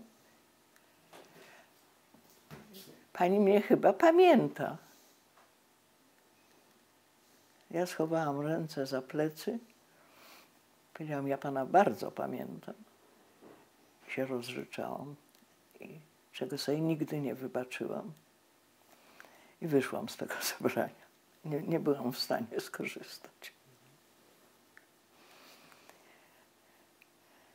Także to jest wielka plama na moim fighter charakterze.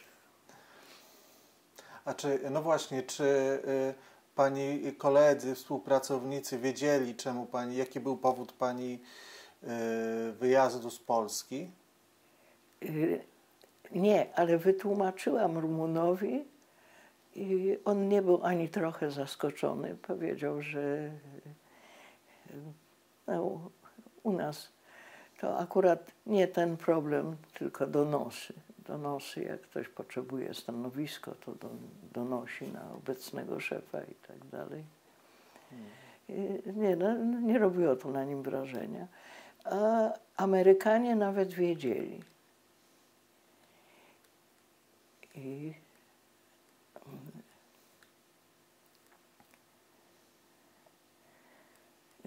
jak była wojna w Jugosławii, to przecież ogromna ilość ludzi się pojawiła w Austrii, uchodźców. I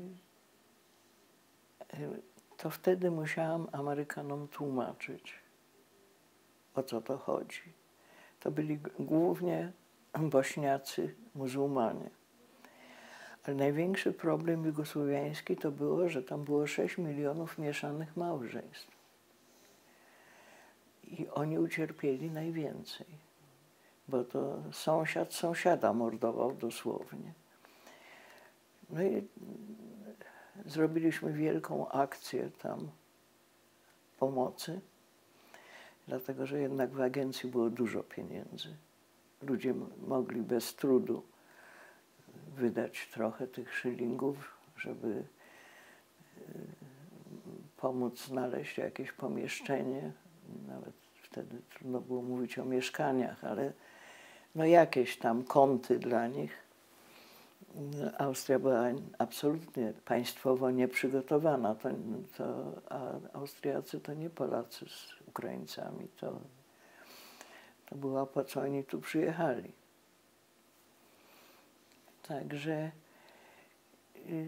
to muszę powiedzieć, że moi Amerykanie się bardzo ładnie sprawowali. I to jest też mój stały kontakt z taką rodziną. No a potem wróciłam tutaj, do Kopenhagi i tutaj był dawna taka bursa dla rzemieślnicza. Już młodzieży rzemieślniczej w niej się nie uświadczyło. No i tutaj posadzono tych wszystkich Bośniaków, którzy starali się o azyl. I każda rodzina miała pokoik z z takim przedpokojem, jakby z toaletą i umywalką do rąk. I w piwnicy były maszyny do prania, olbrzymia pralnia i olbrzymia taka stołówka, coś w tym rodzaju. I oni dostawali bardzo niewiele, grosze dostawali, ale jakoś mogli sobie za to kupować. Mogli to jedzenie grzać elektrycznie w pokoju i tak dalej, i tak dalej. Bardzo niechętnie korzystali z tej wspólnej kuchni, bo to był problem wieprzowiny, bo część była i tak dalej. Ale byli strasznie dotknięci wojną i strasznie dotknięci tymi sytuacjami osobistymi. Nikt nie mówił, niemal nikt nie mówił po angielsku. No więc Ania i ja zgłosiłyśmy się, uczyłyśmy ich angielskiego, taką grupę adwokacko-sędziowską. Co była zupełnie, no bo inni, powiedzmy, rzemieślnicy mieli jakieś szanse tutaj. Ale ludzie no już tak urzędowi. To... I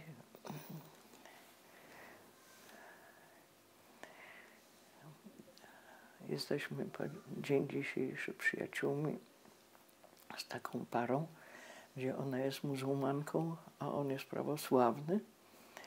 Mieli 2 dzieci, które były wtedy malutkie. 5 i 3 lata, czy coś takiego. I ten wspólny pokój, w którym był telewizor, który cały dzień nadawał wiadomości z Jugosławii. Ludzie szaleli zupełnie, no bo co dalej, gdzie rodzina, kogo zabili.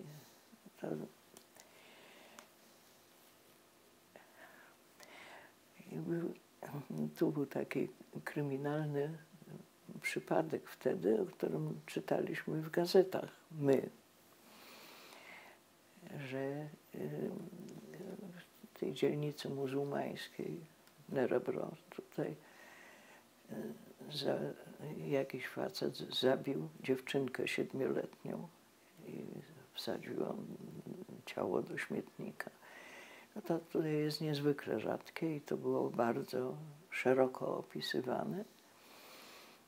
Może nawet było w tym ich programie, ale mocno w to wątpię.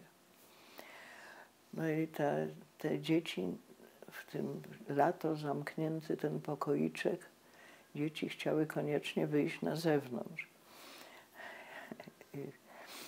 A z kolei ta mama, Majda, nie miała czasu, czy robiła coś innego i mówiła, ja nie mogę z tobą teraz wyjść. Musisz poczekać. Ale mama, ale ja chcę, a tam się dzieci bawią, a ja chcę, a ja tego i tak dalej. I w końcu Majda, która była w stresie maksymalnym, powiedziała, słuchaj, nie możesz wyjść sama, dlatego że tu chodził taki pan, który zabił dziewczynkę. Na co Nadia się spytała, pan Mladić?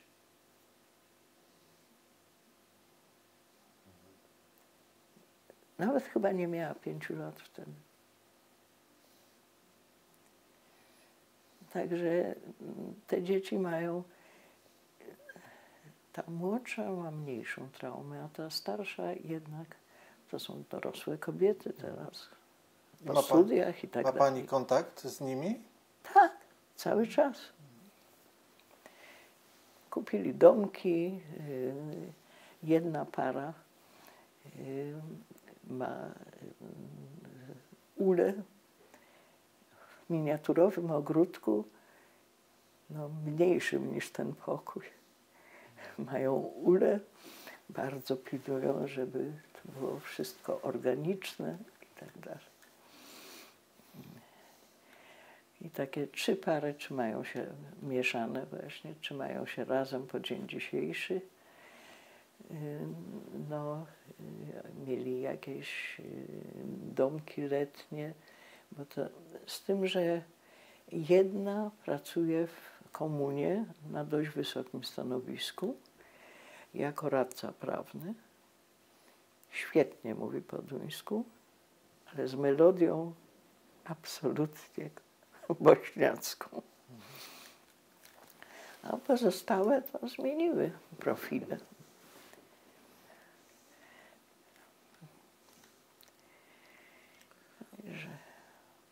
Bo ja bym chciał się zapytać, czy pani, jak pani o sobie myśli, no, jako polska Żydówka, czy kiedykolwiek pani, no, zanurzona w polskiej kulturze, tak? Czy pani kiedykolwiek myślała o powrocie do Polski, jak te doświadczenia i wojenne, no i doświadczenie marca na Panią wpłynęło na myśleniu o własnej tożsamości, o tym, kim Pani jest?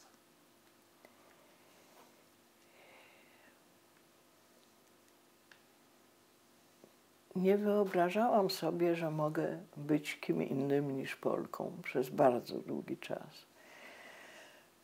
Że straszliwie nas skrzywdzili. Że odebrali nam nasz świat.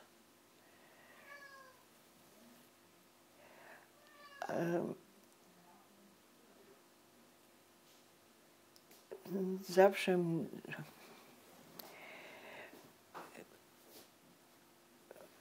w moim przypadku, że odebrali mi teatr, kino, już nie tylko zawód, no bo przecież już nigdy nie pracowałam 2 rękami tak, jak pracowałam w Polsce. I wydawało mi się to strasznie krzywdzące, że nigdy nie miałam dosyć pieniędzy, żeby kupić mojej mamie to, co się jej należało, jakby to powiedzieć. I chyba nienawidziłam Polaków, ale byłam cały czas Polką. A jak już wiedziałam więcej o Danii, jak dostaliśmy duńskie obywatelstwo, to się bardzo cieszyłam. Że odtąd jestem Dunką i jest mi wszystko jedno. Ale nigdy nie było wszystko jedno. Nie, pozostałam Polką, mimo że mówię po duńsku, że czasami myli mi się nawet że śnię po duńsku czasami, że mam silny akcent i jak mnie kolejny raz kładą w szpitalu, to zawsze pierwsze pytanie jest, czy potrzebuję tłumacza. I wtedy się wściekam, muszę powiedzieć. Nie potrzebuję. Ale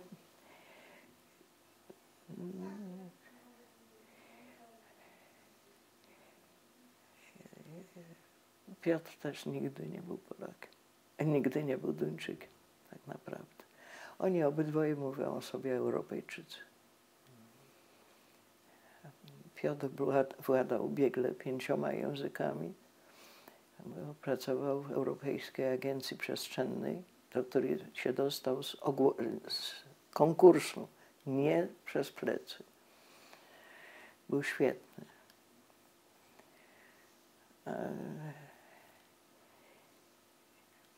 Także po polsku i po duńsku mówił ex aequo, angielski, holenderski przyszły mu bez trudu, po francusku sobie radził i po niemiecku sobie radził. 8 lat przepracował tam. No i także wszelkie spotkania rodzinne zawsze są po polsku. I odkąd przeszłam na emeryturę, mam bardzo niewielu duńskich znajomych. Z naszymi Bośniakami naturalnie mówimy po duńsku.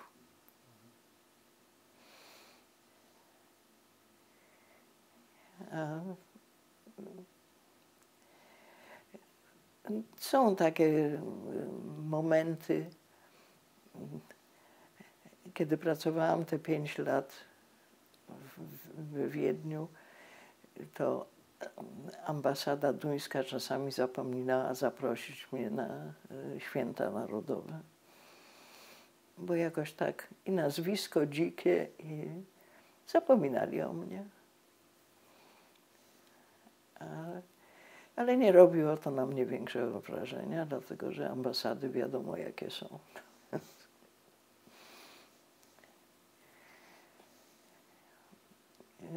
Tutejsza polska ambasada W tej chwili nie mamy na szczęście żadnych potrzeb u nich.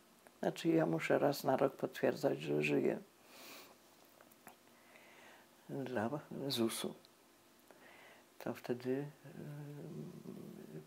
żeby sobie nie robić problemów z tłumaczeniem na duński i z powrotem i tak dalej, i płacić ciężkie pieniądze, to wtedy jedziemy do ambasady i oni przybijają pieczątkę za 250 koron. No więc.